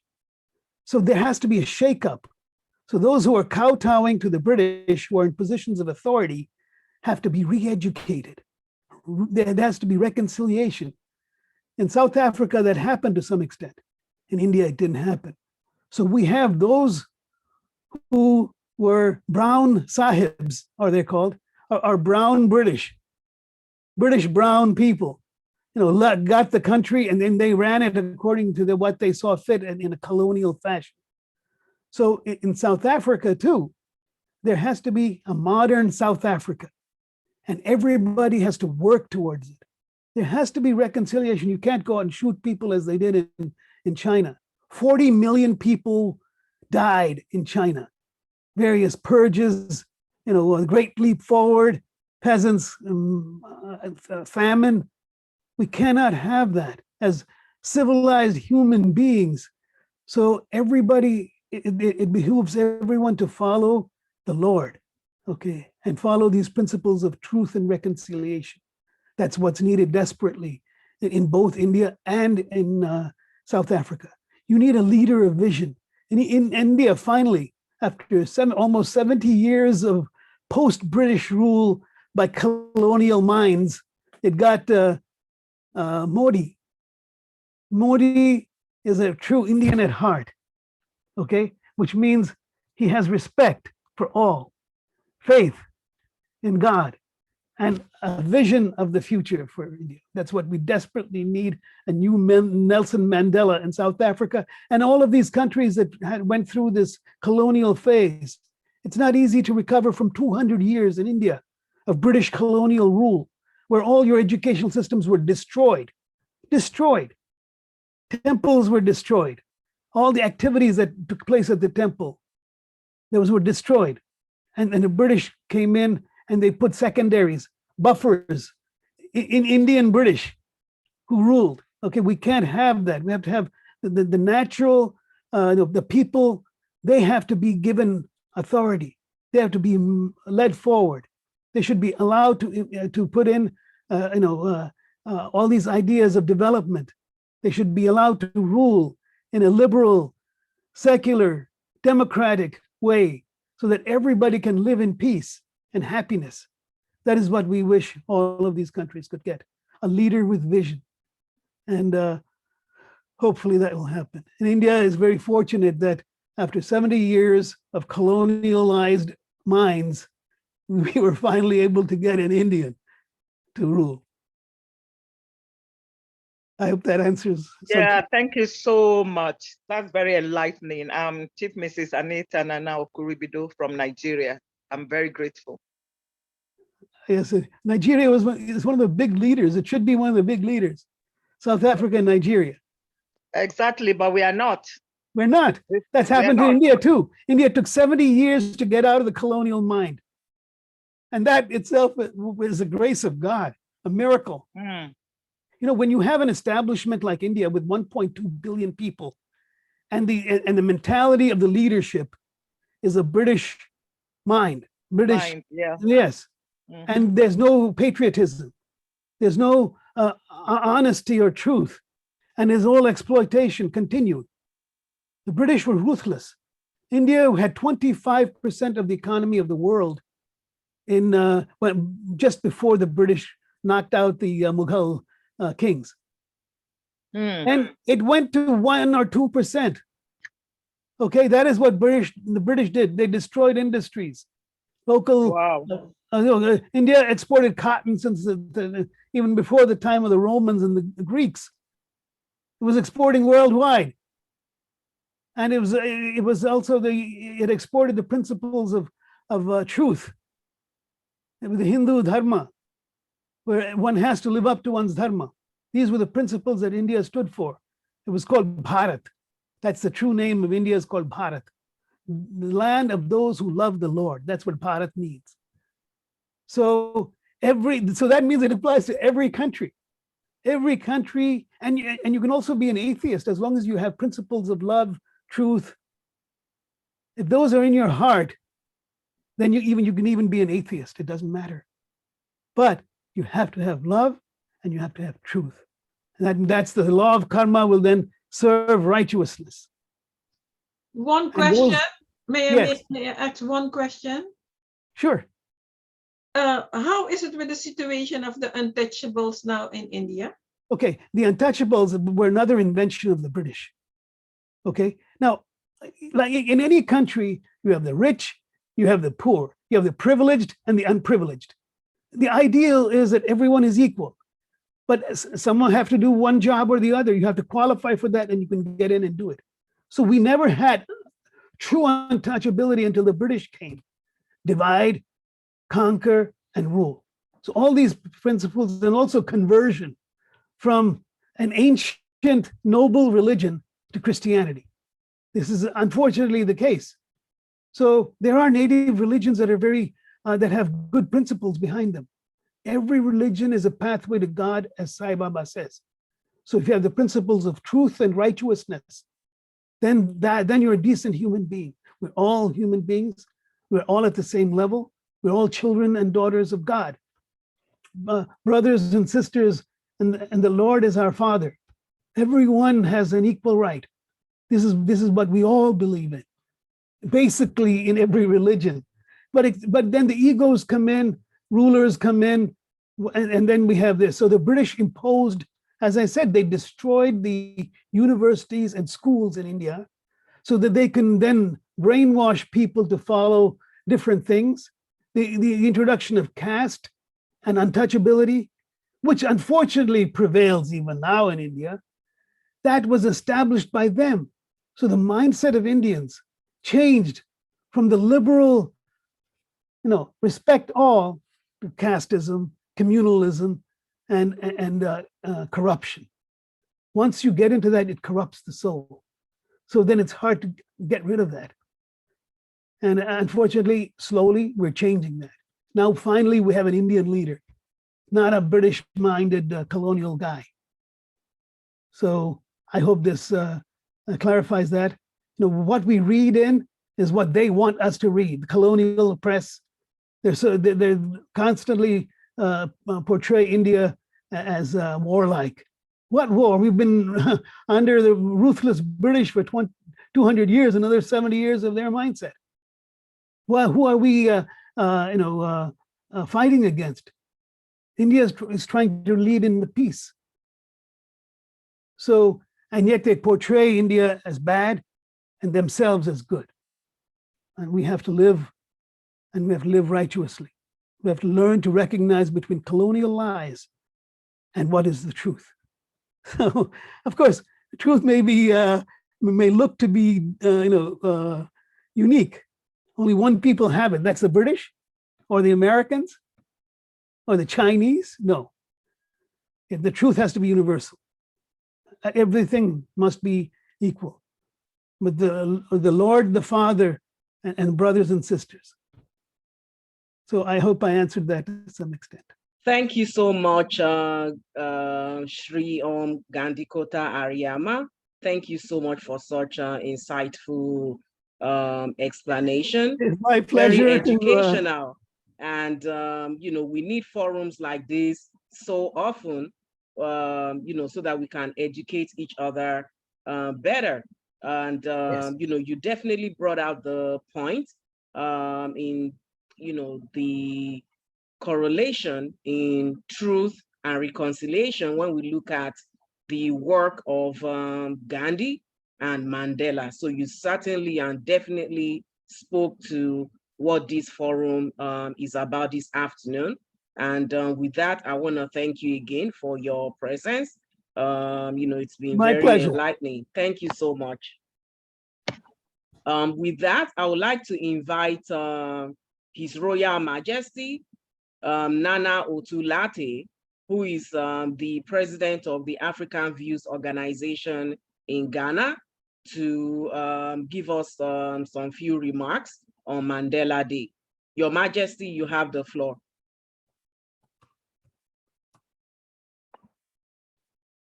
Are you able to unmute to join us?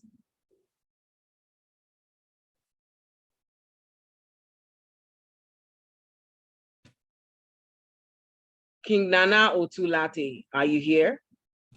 I mean, I see you're logged on. Okay, so when you are able to unmute, just alert me and I will give you the floor.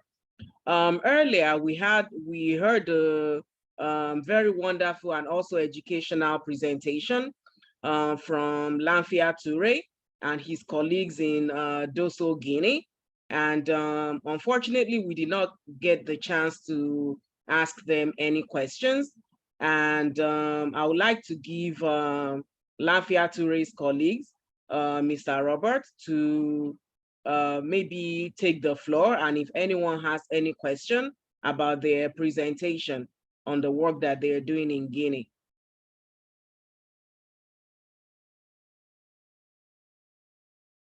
All right, I see he may be logged off also. All right, so in that case, we're at the end. And before I give the floor to Dr. Wale Idris Ajibade, the Executive Director of African Views, I would like to unmute, let's see, Ms. Ukpeme Okon, who is also a member of the African Views Organization. If you have any comments on Mandela Day, Truth and Reconciliation. Ms. Ukpeme Okon. All right, we can move on to Ms. Kathy Adams. Oh, Ms. Ukpeme Okon, okay, you're here. All right. Peace, greetings to everyone. I am delighted to be a part of this auspicious occasion. Many years ago, when I visited South Africa, I bought a shirt, and the words that were written on the label of the shirt, which I would like to share. In the words of Nelson Mandela, it is what we make out of what we have, not what we are given, that separates us from one person to another. It is a fact of the human condition that each shall, like a meteor, a mere brief passing moment in time and space, flit across the human stage and pass out of existence. Deep down in every human heart, there is mercy and generosity. We have fights as human beings, but you should never forget that we are the creation of one Lord. After climbing a great hill, one finds that there are still many more hills to climb. To deny any person their human rights is to challenge their very humanity. These were the great words that were written on the label of that shirt I bought in South Africa. Thank you and peace. Wow, powerful. I hope you still have the t-shirt. You frame it. It was a shirt, I bought it as a gift for someone. It was a shirt and it was just so beautiful, but I kept the wordings. I have to look for the label, but I had so them. powerful. I kept it. So Yes. the really powerful words that I thought I should share at this great forum. So powerful and timely for Mandela Day. Thank you so much, Ms. Upeme Okon. Ms. Kathy Adams, you have the floor for a brief remark. Ms. Kathy Adams, please unmute yourself.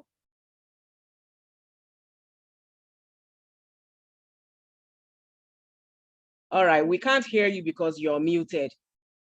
All right. Okay, yes, now we can hear you. Pleasant good afternoon.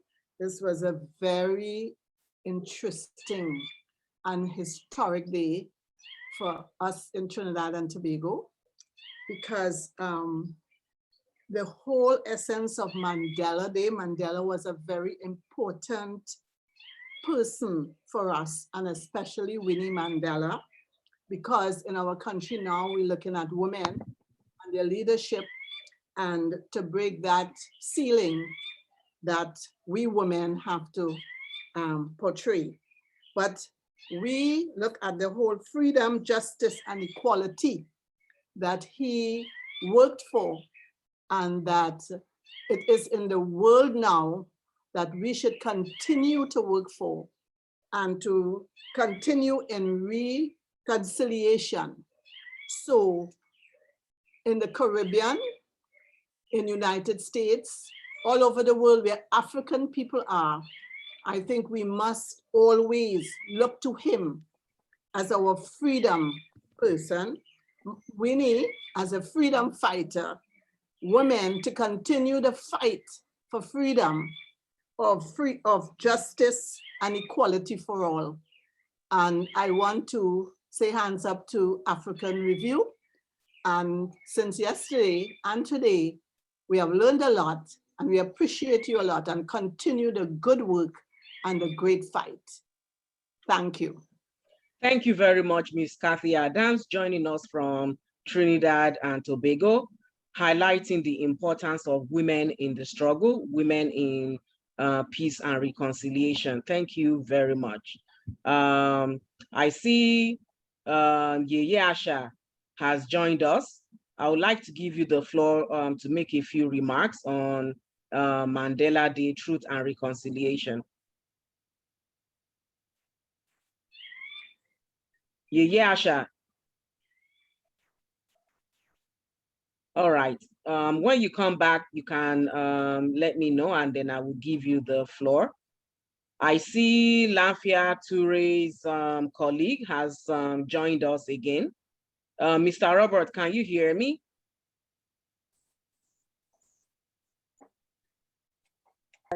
I don't believe Robert has come back yet. He had to also release our guests that were visiting. Okay. So are there any comments or questions for Mr. Lafia Toure? Because when they made their presentation, we were not able to ask them any questions about their working with the people of Dosso in Guinea. or any comments? He was going to, I think Mr. Ture was going to show a video, and we promised him to do Yeah, that. I asked him about the video, but he didn't respond. Do you have the video, Mr. Ture? I do actually. The video is actually part of the larger final portions of the ceremonies that we conducted as part of the Kelemansa Tolon, which is the ceremony for the Kelemansa. But I will show you a bit of it, just a few brief moments, and hopefully that won't take up too much of the time. All right. Okay, just a second. You have the floor. All right, thank you.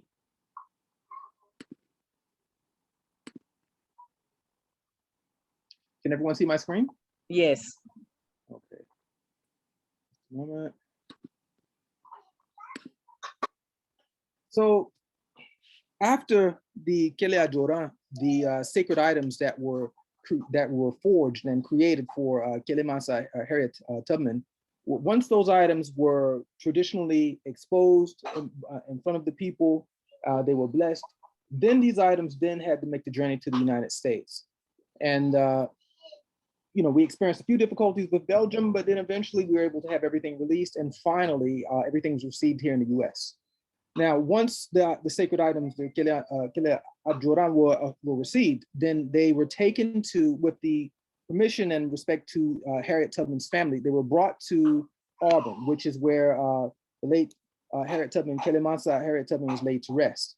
And so, as the tradition dictates, the sacred items are to be placed at the feet of the warrior, at the feet of the Mansa, and that is one of the steps that basically concludes the ceremony. There are different individuals that have to be present. They must be praised. The individual must be praised by the Jali. So those are some of the people that you'll see present in the video here. But this is in Auburn.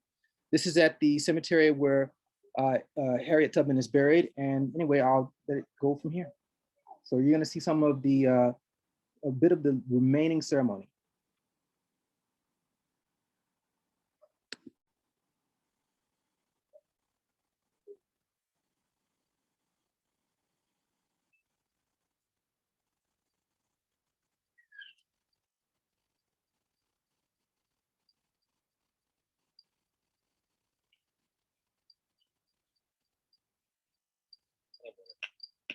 And as the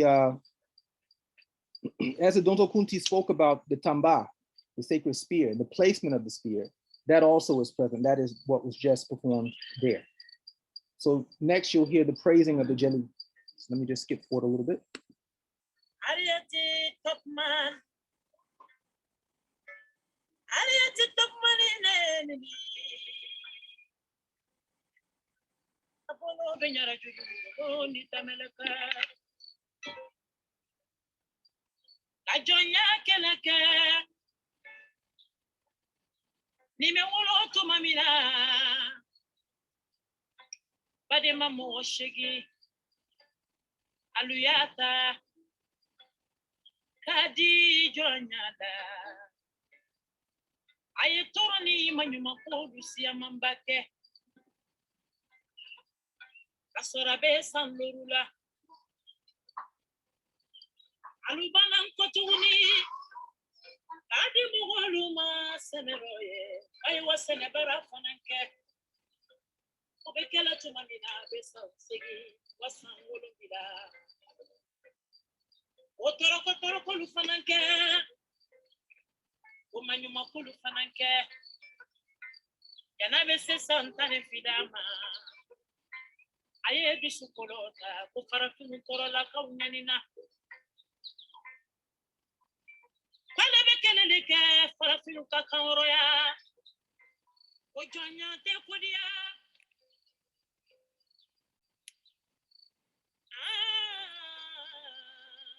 Farafinu Segana, Farafinu Yanina, America to Gukoloka, Sony Baralade.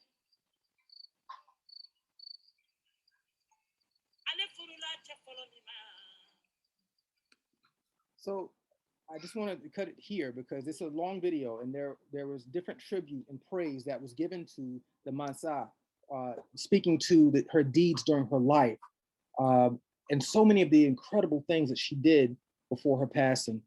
And so this video is actually a part of the larger documentation that was done throughout the entire journey, the entire process.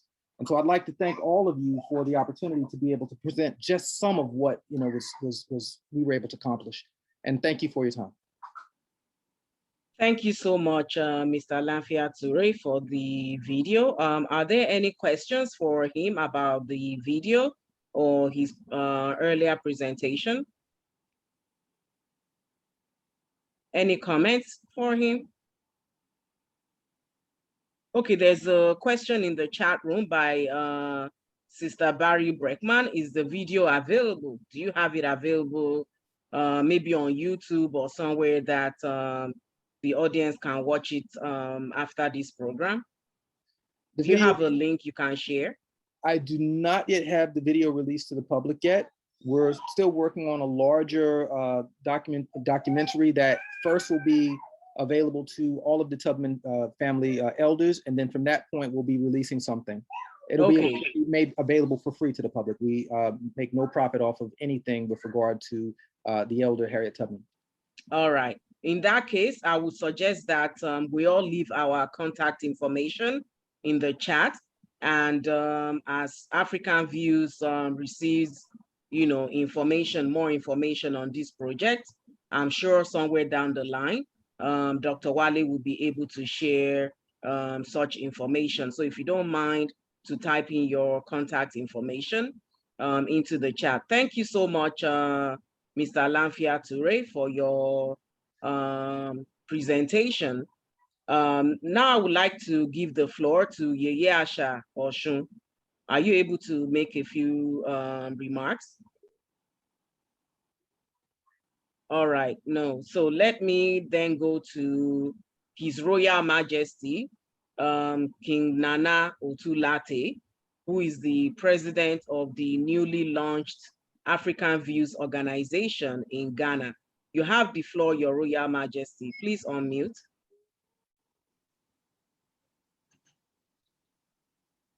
Thank you.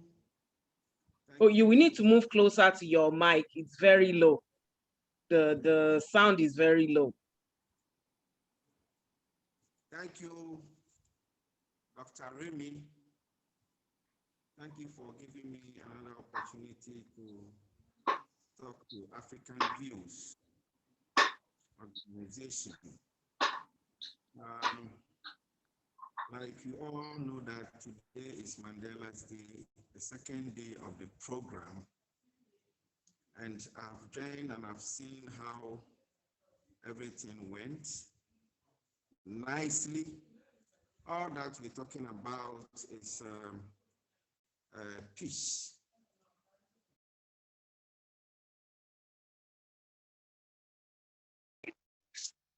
It's talking about the man who was able to make peace for his own people, his own country, as well as South Africa in all, and as a whole Africa. His voice was elaborated, and everybody hears this voice and he sees peace.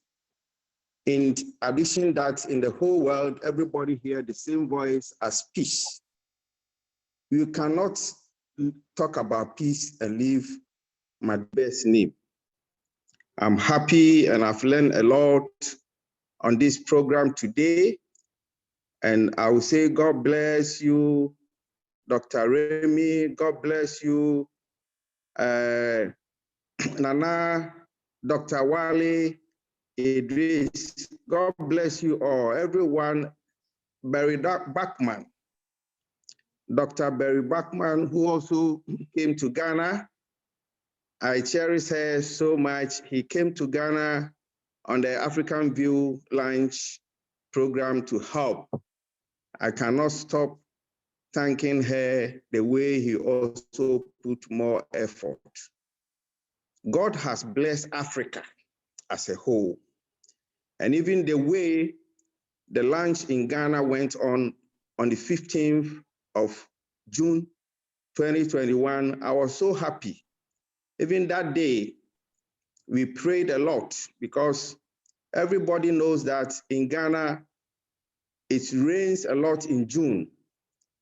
And before the prayer would start, I went into my prayer temple and prayed that God, don't let the rain come. And it is true, everything we did was very successful. And at the end of the day, when we were about to close, the rain started some showering.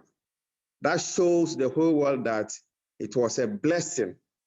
It didn't rain, but it showered, and we were working through the showering and everything was successful and nice. So God bless everybody who prayed that God has heard our prayer. African View has come to a successful end. African View Ghana has come to a successful end in June.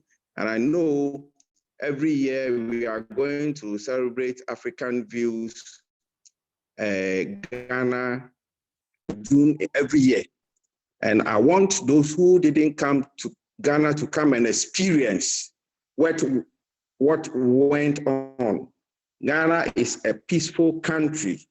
And I would like all of you on this platform one day to come and see how things goes well in Ghana. When you come, you will see peace. It's the same peace we are preaching on, and Africa will unite one day. And all of us, the hard work we are doing, our heart will come to rest in Jesus' mighty name. I use the blood of Jesus to sanctify everything we are doing here. And Mandela's name, even though he's dead and gone, his name will be alive for us as a symbol of Africa, wisdom that we will always remember him in any point of time. So I'm done at this time, and I think we will continue tomorrow at the right time. Thank you. Yes. Thank you so much, Your Royal Majesty. God bless you. And we all look forward to joining you next year in Ghana for the celebration, 1-year anniversary of African Views Ghana. Thank you so much, Your Royal Majesty. I see Peace Lights. Peace Lights, would you like to make a 1 to 2 minute remark on Mandela Day? Peace Lights. What of Miss Joni Wellness? Oh, I'll pass. Okay, all right. Are there any comments or questions before I hand it over to Dr. Wale Idris Ajibade? All right, so we've had the great deliberation today, sharing different perspectives on the issue of truth and reconciliation and honoring Madiba Mandela.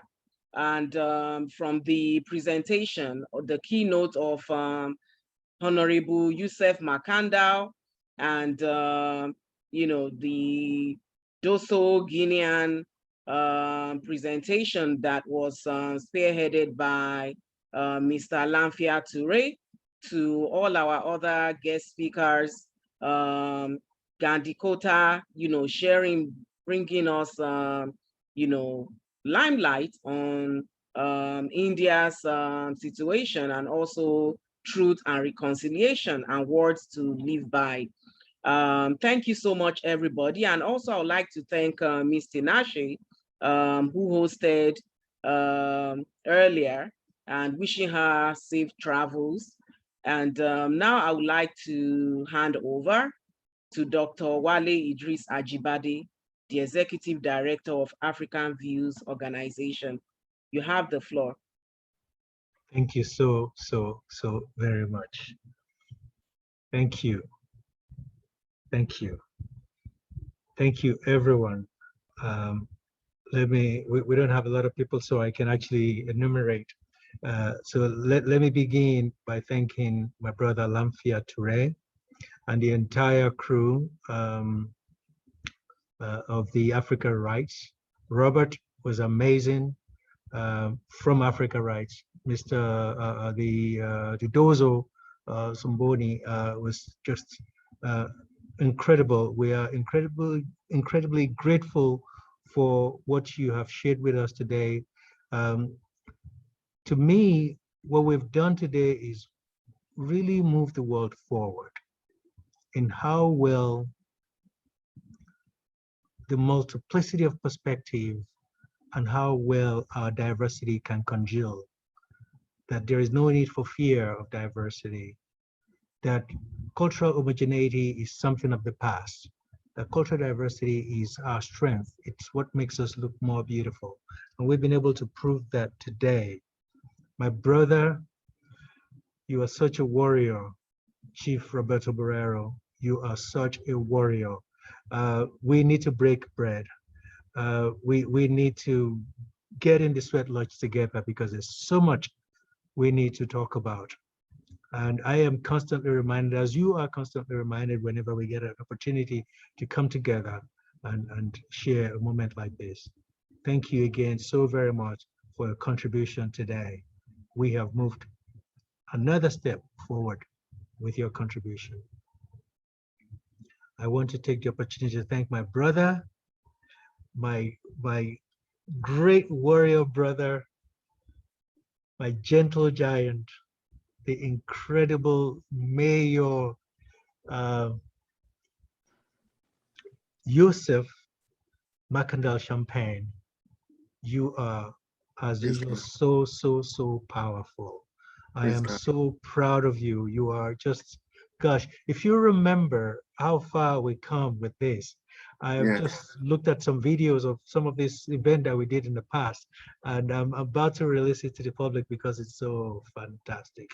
This great work that we've been doing has been, it's been so important, so contributive. It's so wonderful to see you, and just so proud of you. There's so much to do, and yet we are doing the work. And I want to ask for your permission to inaugurate your declaration of Diamond Mandela. I think that's the way forward. I think we need to bejewel the Madiba and really promote that perspective that you have just highlighted about him, that he is a diamond of spirit, or a spirit of diamond. Whichever way we need to figure that out, I think that should stick. I've communicated with Ndaba, his grandson, who's with us, that that's the way forward. So I'm really grateful for your contribution today. Now allow me to please show some gratitude to the warrior queen, the king that is a queen, Erelu Tuiwashe. Wow. Blessings. Wow. You took the feminine energy from a perspective that in all my studies of women empowerment, I have not seen. And that's rare because I'm very detailed. That was amazing. That was amazing.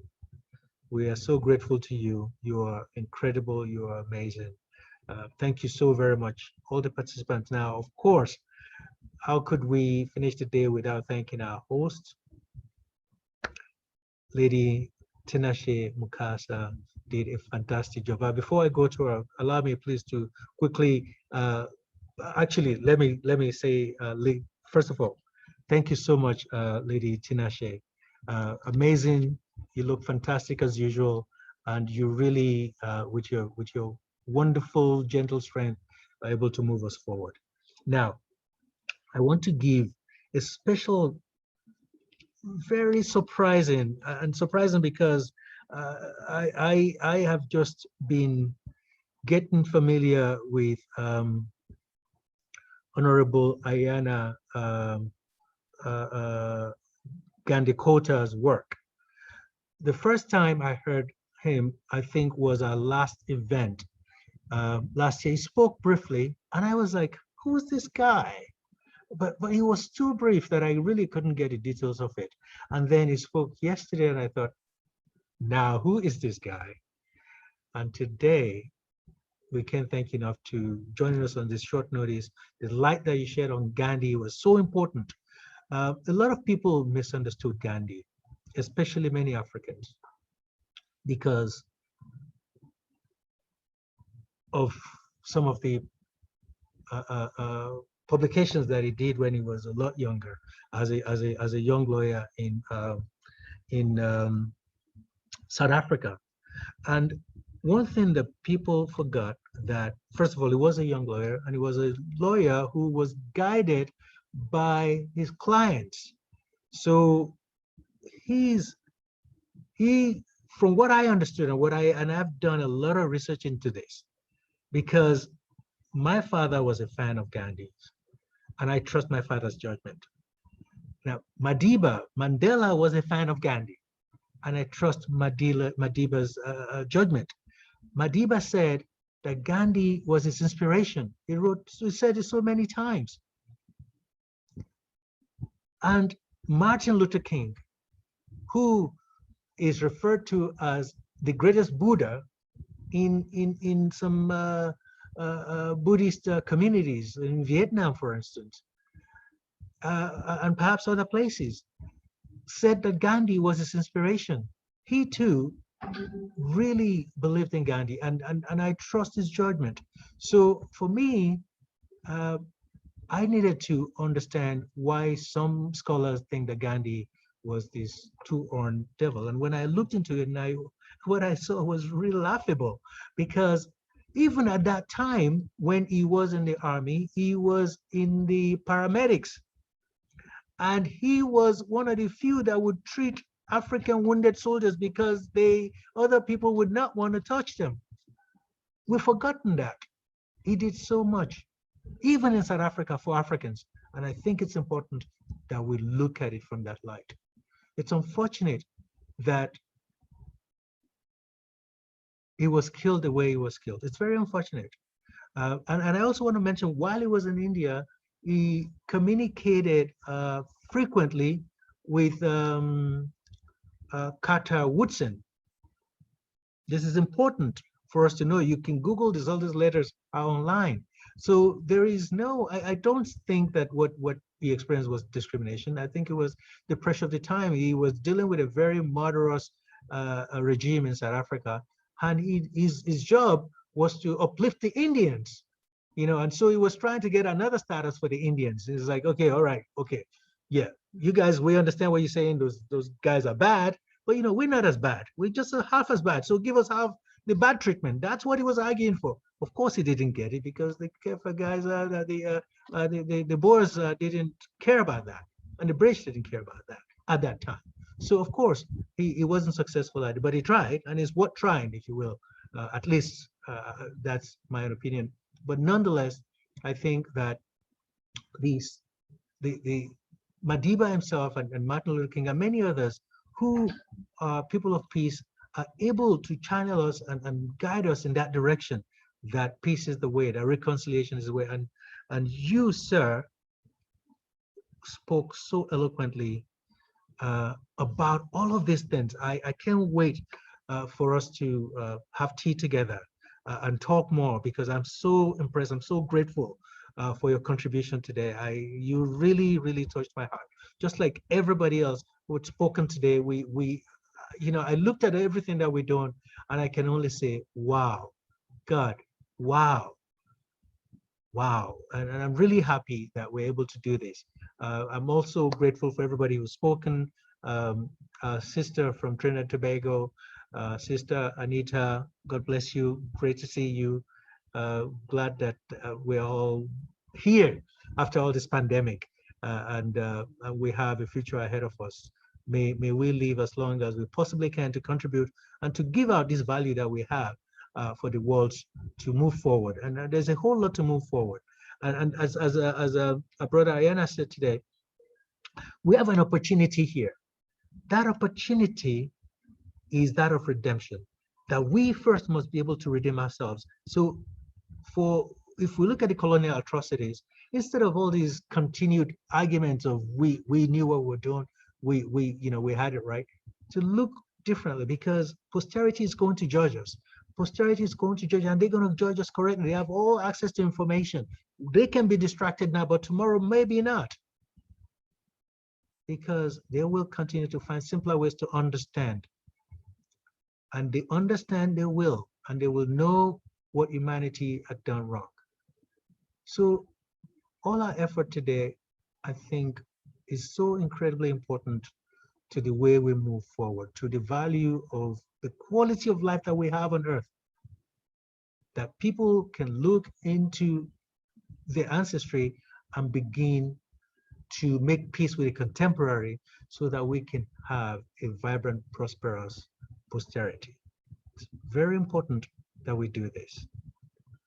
Last but not the least, my precious sister, Dr. Remelapo, thank you very, very, very much. So we have come to the end of the second day of the Spirit of Peace Summit. Tomorrow is another day, and you don't want to miss that program tomorrow, because we have lined up some of the best speakers in the field. People say it's good to do all these good things, but we need to sustain it. And part of sustaining it, it's important for us to understand the importance of economics in our lives. The importance of economics is a language that we must all understand, right? So if we're doing cultural works, we're doing social work, right? We're dealing with each other. Economic is that measure that standardizes the exchanges of our values. This is very, very important that we get it right. Incredibly important. So when we look at this, we realize that some of the reasons why Africa or African countries are way behind when it comes to economic development is because we have been acculturated for not trading with each other. This really attributes to the fact that we don't really know each other. Yes, we all identify as Africans, but we don't know each other. We don't know each other from, you know, we don't even understand each other's language. We know about each other the least. So it's important for us to understand each other so we can trade better together, so we can work better together, so we can bring more valuable products to the table so that we can become more productive. So this is one of the reasons that we conduct the trade and investment programs. And tomorrow we'll be dealing with cultivation and preservation of wealth in the African world. We have, as mentioned, assembled some of the greatest minds. The program is going to be hosted by our very precious Dr. Nelson Aluya, who's an advocate of investment in health. So we will be able to look at all these tenets. We have bankers, we have B2B commerce entrepreneurs, visionaries. So I look forward to seeing you. I hope that you have the entire brochure for the event. If you don't, we will share it. Dr. Emelapo and I will reach out and maybe share the link for where you can find that online. Also, we will also announce we'll send a separate announcement of the Zoom link so that we don't confuse it, because it's a different Zoom link. It's not the same as today's or day after. It's always unique to the day. So we'll share that with you. We look forward to seeing you. We thank you so very much for contributing to humanity, because your presence, even those of you who did not speak today, your presence is so important that you are able to participate and move the world forward. Okay. Once again, thank you so very much. And last but not least, Nanao Tulate, God bless you. Thank you very much. And thank you for keeping Ghana peaceful and keeping us so proud, making us so proud of Ghana. Guys, you have no idea. So next time we go into Ghana, whenever we invite you, please do not hesitate, because it's just, I feel guilty because of all the joy and all the fun that is afforded and entitled us when we go to Ghana. And I'm thinking about all those who are not able to make it, especially those who want to come and are not able to. So this is something that we hope that you will be able to join us next time we go. There's so much happening in Ghana, and we are so grateful to our African Views Ghana crew. Thank you, everybody. God bless you, and God be with you. Thank you so much. With this, we declare the Spirit of Peace, Day 2, closed. Thank you. Dr. Remy. Thank you. Thank you so much, Dr. Wali. Thank you, everybody. The registration link for tomorrow is in the chat. And you can also go to africanviews.org/events and announcements, and you scroll down, you will see the link for each of the remaining days of the summit. And you can also send us a message if you need the link or the website, and we'll provide that as soon as possible. Thank you so much. God bless you all. See you tomorrow. Thank you. Thank you. Chat.